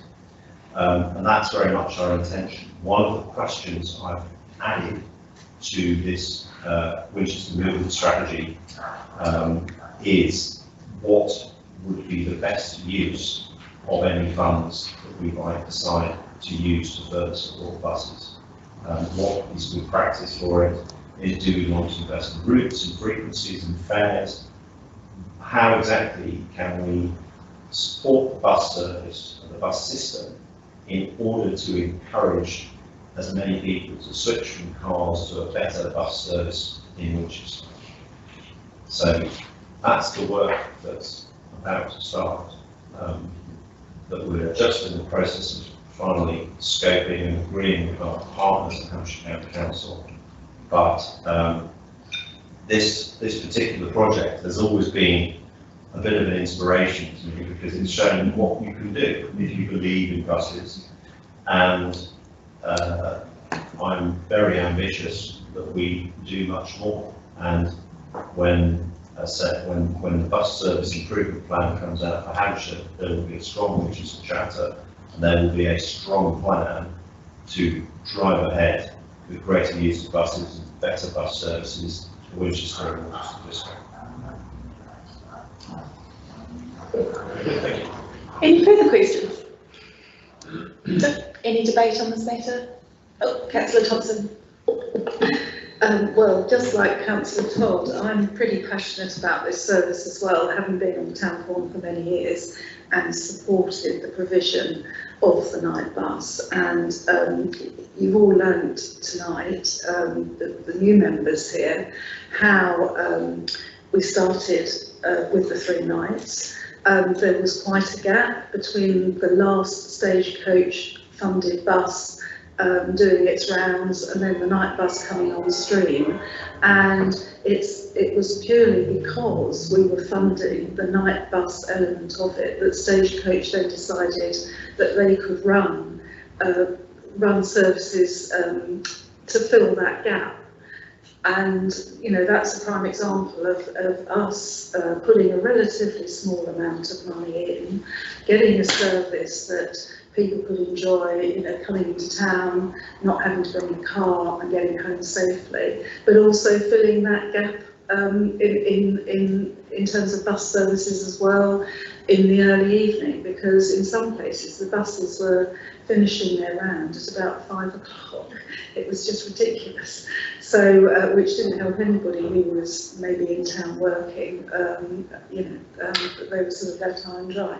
So I'm really, really happy and passionate to support this for certainly another year, and hopefully in the future, if we do have, Councillor Todd's mentioned other ways where we could support buses. I think it's an absolute necessity that we do that, and look forward to more initiatives, really.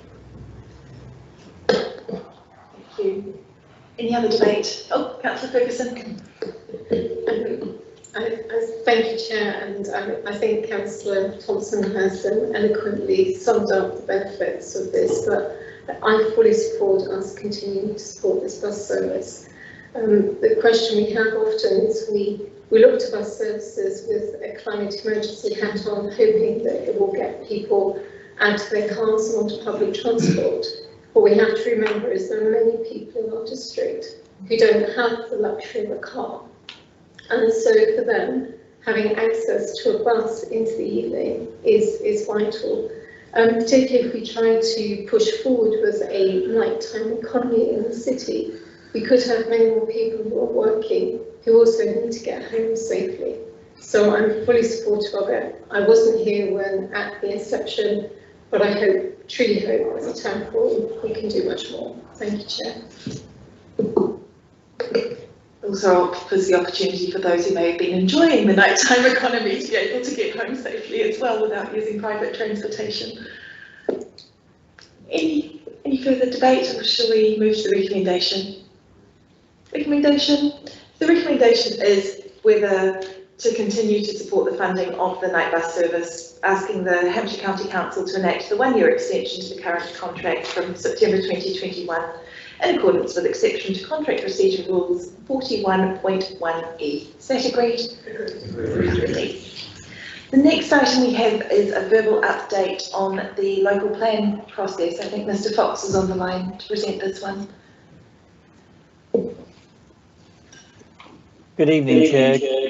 Good evening, members and officers and members of the public. I've got a PowerPoint presentation that I'm going to run through. Sorry, this is an echo. Let me switch.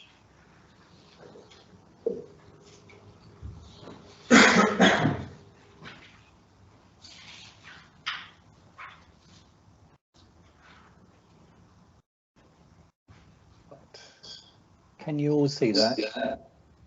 Yes, we can. Okay, so good evening. My name is Adrian Fox. I'm the Strategic Planning Manager in charge of the local plan. I'm going to just talk you through what we've been doing in terms of the strategic issues and priorities consultation. So in terms of the engagement reach on the recent consultation, the good news was we reached out to 585,714 people. The pie chart there shows the different ways that we reach people, including obviously using Facebook and Instagram, Twitter, organic posts, radio adverts, more traditional forms of advertising such as the Hampshire Chronicle and email notifications. And the good news is that we received over 2,202 responses to the recent consultation, and that was made up of the following, which were 154 people participated in the Slido events, which were interactive events that we held during the consultation period. We had 603 people responded via the citizen space consultation. We had 1,183 feedback emails sent in. We had 108 total votes on the Twitter polls where we asked people various questions, 50 response letters received and 104 website submissions. And the good news was that a number of people signed up to the new local plan website for obviously information on local plan. So overall, really, really good news during a national lockdown to receive obviously 2,202 feedback comments. Oops. So in terms of obviously looking at the breakdown of people, this was purely from citizen space. It says obviously the age of the people that responded. Now you will note on this pie chart that obviously the younger generation wasn't actually keen to respond via the citizen space consultation. But obviously we did get a lot of obviously the other age sectors responding to the consultation. But we did basically address this by looking at our presence on social media and Facebook and Instagram, paid Facebook and Instagram. And we did have actually through that medium a very good response from obviously the younger generation who obviously like to respond to things via Facebook, organic kind of posts, Twitter and Instagram. So that was really encouraging that we did engage with the younger generation because obviously the plan is looking forward to 2038. And in terms of obviously some of the events that we held events at different times of the day, different days of the week, and we had two specialist events, one on living well, which was well attended, and one on carbon neutrality event, which was particularly well attended. We had 83 people on the call for that. So the great thing is that those events, for anybody who missed those live events, are available on YouTube, and we've had people obviously viewing those subsequently because people wanted to see what other people said at the different events to the same questions. So what's the next steps? Well, we're analysing all of the comments that have been submitted through the recent consultation, and these will be reported back through LPAG. We're finalising work on the call for sites because we did another call for sites alongside the consultation, and we did receive a number of new sites. We received a number of 93 new sites for employment and housing, 10 sites which were under the kind of green category. We had some sites withdrawn and some sites withdrawn and amended. The good news is we've got something like 390 Sheila sites to look at, so we've got a good pick of sites to obviously assess and get obviously the best sites we want for obviously the future of the district. We are very keen to engage with the parish councils once we've analysed all the comments on the growth strategy, and obviously that goes for the town forum as well. But particularly obviously for the town parish councils about obviously the Sheila sites that are being put forward, and we're trying to arrange meetings probably around September time to have discussions with those about obviously the Sheila sites from the 2020 Sheila sites and the 2021 Sheila sites. We are going to LPAG next Thursday, that's the local plan advisory group, with an updated local development scheme. That's the timetable for the local plan, and we'll be going to Cabinet in July with that timetable. Now, one of the key points that we've been discussing with members of the town forum is how can we take design issues forward in the new local plan. We know that we want to think about Winchester in a more holistic manner in terms of the way the local plan deals with design issues, but we also need to consider Winchester from obviously a spatial dimension. We as officers agree that the timing is right, building on the back of the work for the vision from Winchester and the strategic issues and options consultation, to consider obviously how the design policies work and what policies we want in the new local plan and the spatial planning element of Winchester. And we perfectly accept that there is room for improvement and to do things differently, but obviously to do that through the local plan process.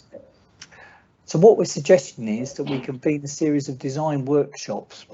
I'd like to go into those just a little bit more detail because I know that's of particular interest to the town forum. So what we are suggesting is that we have the first workshop, which would be a district-wide workshop. We'd look at the existing design policies in the local plan. It would also look at obviously what design policies are missing and what we could actually do to fill those gaps. And basically we would also look at the high quality places SPD. We'd look at obviously the SPDs that we've got in place, such as the local design statements, the village design statements, and see what works and what doesn't work. So we do a kind of a critical appraisal of what have we got at the moment and what are we missing. And I think that's really important starting point to kind of think about how we can improve and obviously develop the existing local plan. The second element, which is complementary to that, is proposing a workshop, one workshop that would specifically look at Winchester and another workshop which would look at the rural area and market towns.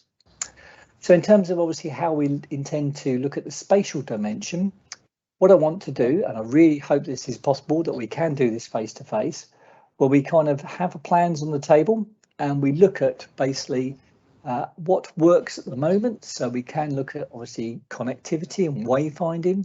We can look at obviously where the green infrastructure is, the recreation urban space. We can look at the public realm and interchanges and focal points.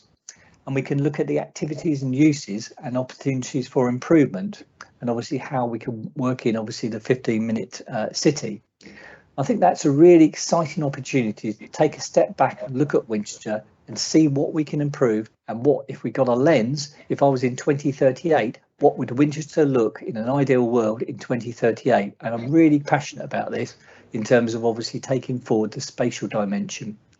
And what we're proposing is obviously we could identify areas of opportunities, which is an important part of the plan making process. And we want to, alongside that, work out, is it an item that obviously the local plan can deliver? Is it an item that the community infrastructure can deliver? Or is there another mechanism to deliver that opportunity? And I think that's a really exciting workshop that would need an external facilitator to make sure we got the desired outcome that we want. And hopefully we can incorporate those changes spatially into the new local plan. So I'll stop there and I'm more than happy to take any questions. Thank you, Chair. Thank you. Do we have questions for Mr. Fox on this presentation? Councillor Crace. Thank you, Chair. Often feel when I speak at this forum, I come across as very angry and want to push more to get more done. I do, but I do want to thank you, Adrian, for the work that you've done. You and Simon and the rest of the team, and how you've heard the comments that we've given to you, the past one to you, and the discussion that we've had. You've been very supportive, you've listened well, you've responded very well. That's not, and you're fully grateful and supportive of everything you're doing and what you're proposing. But you know that I'm asking for more, and I've asked others for more, particularly in terms of still funding for the resources to do this work, which I believe you need, and I believe that you believe you need as well, in terms of what needs to be done for Winchester as a local plan. I'm particularly concerned about Winchester as a local plan. I think you just have to look at the Chesham and Amersham by-election, and the response switched towards Liberal Democrats there, away from the Tory voters, particularly around the planning review. There's a key issue there. And I'm imagining that Johnson's response is going to be, the same way that he did in terms of the Newton algorithm. He's going to push to protect the green belt and protect the rural areas where Tory voters particularly live. And he's going to push more for housing and densification in brownfield sites and in towns and cities. And I think this is an area where Winchester has suffered in the past. And you can look to previous administration perhaps or whatever, but there has been a lack of attention in the local plan on Winchester town, undoubtedly. And I think you just have to look at how Winchester town has developed or not, I think, to justify that. And I think we are far behind, very far behind where we need a local plan to have for Winchester. It's a tough historic area. It's bounded by the river, by a railway track, by protected land to the south. It's tough to build in. And we need a plan, a very strong plan for Winchester, in order to get what we need. It's not been strategic, it's been led by vanity projects without strategic connection, which is my big bugbear, which is when I talk about things like Northwell's Pavilion, is how you need to be strategic about these things, join them up. You can't just go for one thing because it's a nice thing to do, you've got to join it all up and have a strategic plan. Same with the leisure centre, you've got a leisure centre and we've still got the old one, we haven't figured out what we're going to do with that. So we need a strategy around how we deal with the infrastructure. We've got Andover Road coming in, it's going to be shut, the main entry point from the city from the north. We've got the new leisure centre with access coming in. How do we get from the leisure centre into the city? We've got the M3 conversion. How do you get traffic up the M3 down through Riddle? There's so many issues. Winchester's a university town. We don't have a strategy for student accommodation. The old police station should have been ring-fenced for student accommodation. Instead, developers have just charged in and taken over because we haven't had a strategic plan for Winchester. It's been a numbers-driven approach. We absolutely need a stronger plan for Winchester. I greatly appreciate what you're doing. You've talked to us about what could be done, and the fact, don't get me started on the fact that we're not parish, and so we don't have an infrastructure the way the parishes do to get consultation with the community as to what sites are available, how should they be developed. We've got a high street that needs reformation with car parks that we don't have a plan for in the future that needs to be addressed. We've got a place like Debenhams that could be converted into housing potentially, and densification of the high street. So I'm going to stop before I go too far. I've probably gone too far as it is. But I think you get my point, Adrian, and it's as much for everybody else in the conversations that you and I, Kathleen and others have been having. But we do need resources to develop a local plan for Winchester, to make sure it's a strategic plan, to defend the planning review that's coming, and to make sure that developers are involved in that, so they help us get what we need. We do need more resources. I think what you're proposing is great and fully supportive of that. It's a way to engage with the community and a way to think about a special plan. So a lot of what you're talking about, I think, will address what we're saying. But we need more. We need more, and I'm speaking without knowing about a still funding meeting that took place today, so maybe everything I've said is irrelevant because we're going to get some funding to support this. I'll stop there, Chair, if I may. Thank you. Looking at the time. But I know you are passionate about this, Councillor Crose, so. I think you would have stopped me at some point. Quite reached to pick you. Are there any other points or questions on this update? Obviously, we will still have the planning group. So I guess my question was, we have asked for additional resources to be given to you, Adrian. Do you agree that you would need additional resources? And are you aware of any of our still planning requests for additional resources? Okay. If I could Simon's put his hand up, so I'll let Mr. Finch respond to that one. Thank you, Chair. Sure. Yeah. Mr. Finch. If that's okay, Chair, I'll see if I can help the press with that. Thank you and good evening, everybody. Yes, I mean, I think at the end of the day, we've had some very helpful discussions about this and how we can take the town forward within the context of the local plan, and it's been a really good constructive discussion. We've also got Mr. Bothen here tonight, of course, because we have to look at the budgets as we move this forward, and that would apply to Adrian's team as much as anybody else's team as we move it forward. And what we do is we keep those budgets under review, because we're aware, for example, that if the planning reforms go forward as consulted on last year, and we don't know exactly how that will happen or when it will happen, we would need additional resources to do that. We'll talk perhaps separately offline about the community infrastructure levy. The only issue with that really in terms of is to some degree the clue is in the name of that. It talks about infrastructure, and that's what you've got to use it to deliver. But as I say, that's something we can we can discuss again, perhaps outside the meeting in terms of that. But there are other ways to resource, of course. That's only one source of funding. So what we've tried to map out just as an overview tonight, but there's more detail which we can share shortly, and we'll be discussing with I'm sure you'll reappoint to the group tonight that we've been talking to, the planning subgroup, and we can look at how we take that forward, because what we've been trying to do within the envelope of the resources that we know we've got already is to map a process which deals with how we plan differently for the town going forward. And what you've heard tonight, based on the discussions we'd had previously, is the first part of that, but it's not the end of the process, of course, because then we'll move towards a Regulation 18 plan, which is planning speak for a draft local plan, basically, with Winchester within it. And just so others that haven't been involved in those discussions that we've had with the group as well, we've looked at the way that other places have done it. For example, we looked at Lewis, who produced a neighbourhood plan, for example, and see whether we can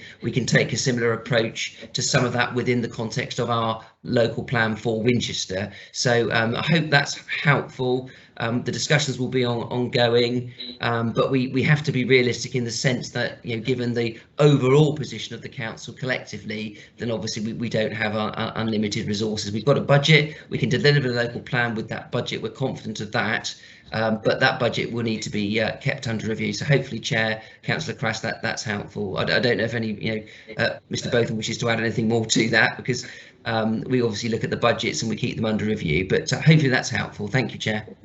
Thank you very much. Mr. Botham, did you have anything to add? No, I think it was a good point made by Mr. Finch. We are obviously aware of the pressures on teams such as Avon's team that's considering options around that. We will need to discuss. We will be discussing future budgets with cabinet and in future weeks. But there are immediate solutions to that. But certainly well recognise the pressures the team faces. Just noting the time, that would be good if we could get through this quickly so we can get through the informal groups and get home and have some dinner. Councillor Ferguson, you had your hand up. Yes, I just had a very quick question, but I would like to support Councillor Crask and his concerns in this area. We do know under the planning reforms that parts of Winchester could be designated as growth areas where developers will have the right to develop, as it were, or they could be designated as renewal areas. And currently the government suggests that will lead to gentle densification. I would argue that there are many parts of Winchester where we haven't seen gentle densification even under the existing planning regulations, and I'm deeply concerned that this gentle densification will actually lead to real detriment in the town. My question, Mr. Fox, is while I welcome the 2 workshops, I wondered quite what we'll get out of them. What would be the outcomes that we'll actually get from those workshops, which will help us as a town forum to protect the town from what will be undoubtedly rather an onslaught of development, particularly given the constraints that Councillor Crask has mentioned regarding the protected areas that we have surrounding the town. Thank you.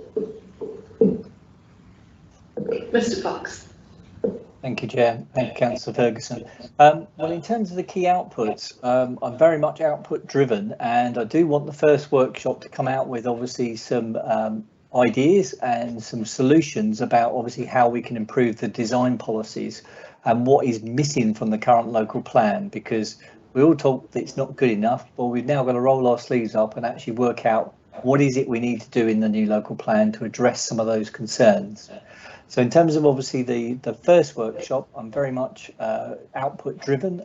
People attending those workshops would be required to fill in various performers that we're working on to make sure that we have got key outputs and it's not just a talking shop, because I don't want that. And in terms of obviously the second workshop, again, I do want to kind of roll our sleeves up and get the plans out and actually identify where we can obviously make improvements or there is opportunity for improvements. And again, obviously capture those in a visual way And one of the key outputs would be the person that is facilitating those workshops would be producing an output report in terms of obviously hopefully some images, some designs, some kind of diagrams, thematic diagrams that obviously I can use in the local plan. And I've used that before in my previous career, where we've used plans from workshop directly in the local plan. That gives us a really good hook, because then if a funding opportunity comes along and we've done some kind of community engagement, we can build on the back of that, and we're ready to obviously go with obviously a funding bid. So I'm very much output driven, and we'll be working closely with obviously the person that we employ to actually facilitate it, to make sure that it's not just a talking shop. Thank you, Chair. Thank you. Councillor Scott and then Councillor Tipper Cooper. Yeah, thank you, Chair. A couple of sort of pointed questions. How do we make this city not a developer-led city, and how can we turn it into a can-do council city? In various planning seasons I've been on the planning committee a few years ago, the viability keeps coming at the planning committee that they can't put the contributions for affordable homes. How do we make sure when we go into a local plan that the developers will pay contributions for affordable homes, which will help the people on the housing register list?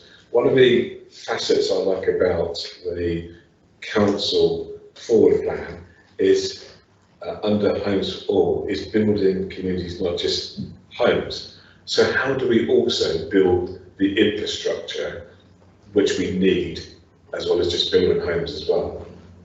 Good question. Mr. Fox. Thank you, Chair. One of the key changes that's happened since we prepared the last local plan is that local plan viability must be assessed at the plan making stage. And that's quite a fundamental shift that the government introduced a couple of years ago. And that's really important because obviously there's a number of competing demands on obviously what we want in terms of obviously our climate agenda, affordable housing, infrastructure, etc. And we need to appoint consultants to have a look at that at the plan making stage. So the idea is, and whether or not this will work, is what the government is telling us is that you do it at the plan making stage, and hopefully you get all those arguments out of the way in terms of obviously what is required. Now, clearly, the way I describe it is there's a pie. There's only so many slices of the pie you can take before obviously something becomes unviable. But if you do that at the plan making stage, you can weigh up the kind of pros and cons of obviously requiring developers to do this or to do that. So I think that's a fundamental change since we prepared the last local plan. And we do want to build communities, not just housing. I'm very clear that obviously it should be about proper placemaking, and that's probably one of the things that we do want to focus on at the workshop is how can we ensure that we've got proper policies in place to really kind of make placemaking policies in a positive way rather than just homes, because otherwise we would have failed. We need to make sure that these are places fit for the future and places that we can be proud of and want to live in. So I do think that's a fundamental part of the first workshop, to make sure we've got the policies right. So at planning committee, we can obviously fight those planning applications that don't meet those criteria. Thank you, Chair. Thank you. Councillor Tipper Cooper. Councillor Scott's mentioned this one, a very good question. So I'll skip quickly to part of the new one, which is sorry everybody. And that was around the responses to the consultation and the age groups that replied. And I noted that there's only 16% respondents were under 44. I'm just wondering, in terms of the workshops, is there going to be a sort of plan to ensure that there's a sort of a fair reflection of the demographics of the city to make sure that we are?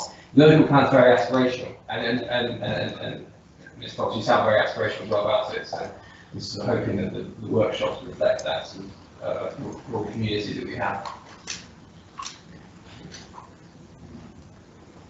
Mr. Fox, did you want to respond to that? Or? Yes, I can respond to that. Thank you, Chair. I do think that's a really valid point in terms of obviously making sure our local plan is inclusive. And we may need to give that further consideration, because it is really important. Obviously, we're looking towards 2038 and we do engage with those younger people, and they're not intimidated to be engaged. And we need to think about that carefully, about how we can involve them fully in the workshops and obviously bring them with us on this journey. So I do think it's a very valid point. So thank you. Any further questions? No, I've got one very short one, which is, can you just clarify whether this local plan is being made under the new planning policies that are currently being proposed by the government and that have been subject to quite a hammering at Amersham, or whether it is being made under the current process as it currently stands? Yeah, thank you, Chair. We are preparing the plan under the current system because that's what's in legislation, but we are keeping an eye on the horizon, as I call it, and making sure that we are, where possible, white paper ready. We don't obviously know the details of the white paper, but we do know obviously there's a greater emphasis on kind of technology and digital interaction, and that's something that we are looking at very seriously. So we've got an eye in the future, and obviously if it is a big if, the government obviously progresses with their plans faster than what we think they will progress, we are trying to make sure that we can pivot between the existing and the new system.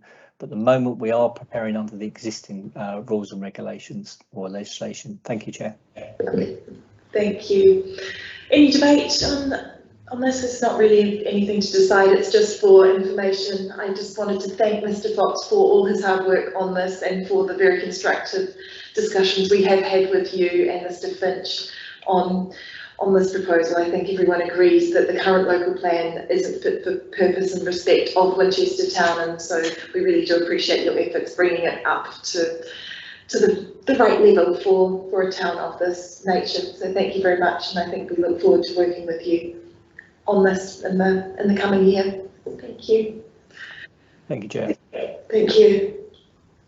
Which brings us on quite neatly to the informal groups and appointments for the next municipal year.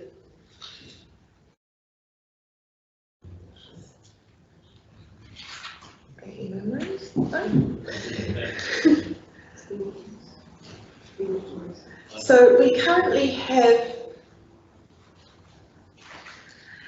a planning group, a governance group, a group focused on North Walls Recreation Ground, a group that looks at the High Street and surrounds, a town accounts group, and a group that looks at the town account, and a group on KGB. And we have decided, I think there's a proposal that we will be deciding on whether or not we want to add a heritage group to that. I would also suggest that we potentially remove the governance group, because we have had a report back looking at the governance of the town forum. Decisions have been made and actions are being taken in that regard, and I think the work of that group is sort of ceased, and further questions can be answered by the forum as a whole. I don't think there is the need for an entire group to look at those matters any further. All members have, so is it agreed that we change the group, so we lose the governance group, but we add a heritage group? Can that be agreed? Agreed. There is an outcome from the governance group, maybe that I'd like to carry forward. Yeah. Just in terms of how we get stuff done.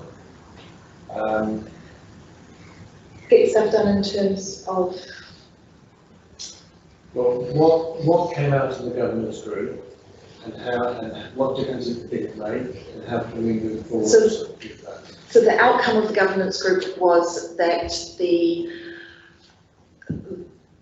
terms of reference for the town forum would be amended in the revised constitution. The constitution would be amended in other areas to require consultation with the town forum on specific items, and those will be reflected in the new constitution, which unfortunately has been delayed due to COVID. But I can, as chair, I have continued to work with Mrs. Kirkman and Mrs. Knight on those aspects to make sure that they are reflected in the revised constitution. And there is obviously the constitution working group as well. So those items haven't disappeared, that work certainly hasn't concluded, it's just being worked through, possibly not by the group, but more by the chair, and they will be reported back to the town forum as a whole, as there are actions to be decided upon.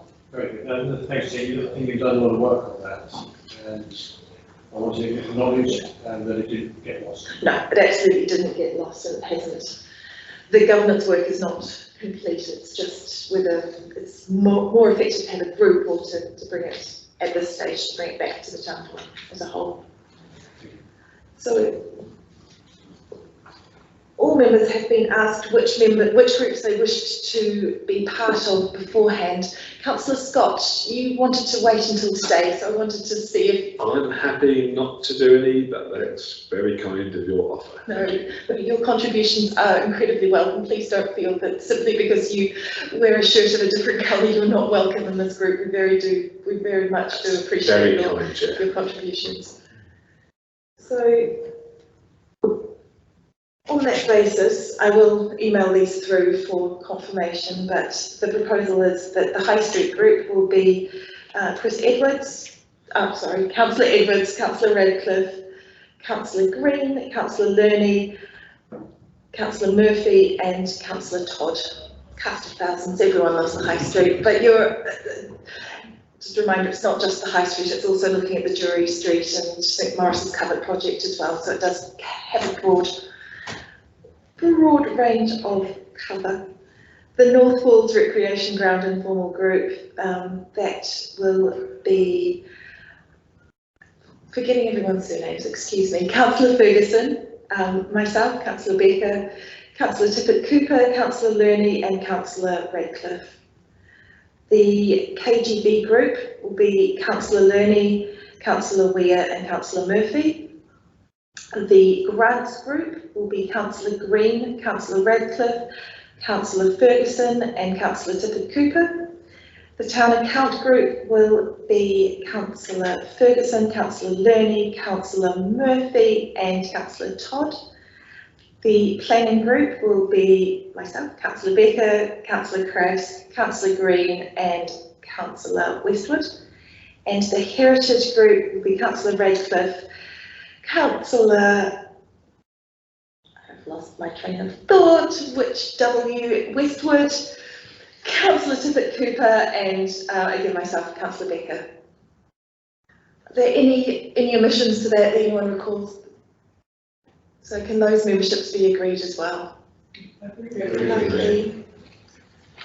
And then the work plan we have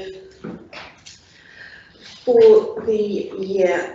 I just wanted to note we have a meeting, this meeting, June, September, November, January. I would like it if we could have a meeting in March as well. We had previously agreed that we would up the number of meetings of this committee to, we previously had 4, it'd be good to have 5 or 6. So if we can agree a March meeting, that would be great.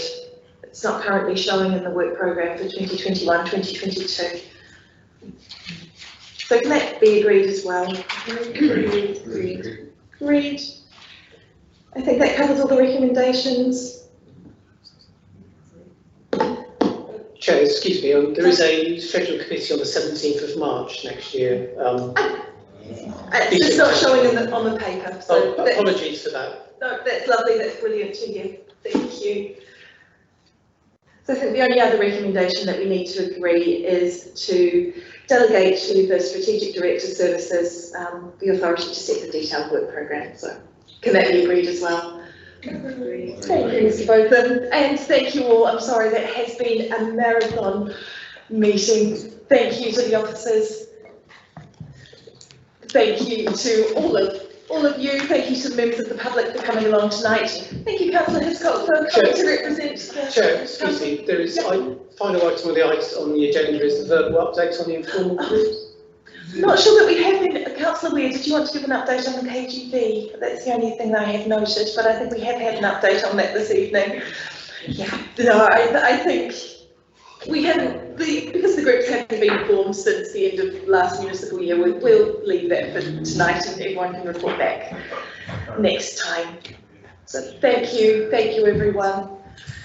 Have a good evening.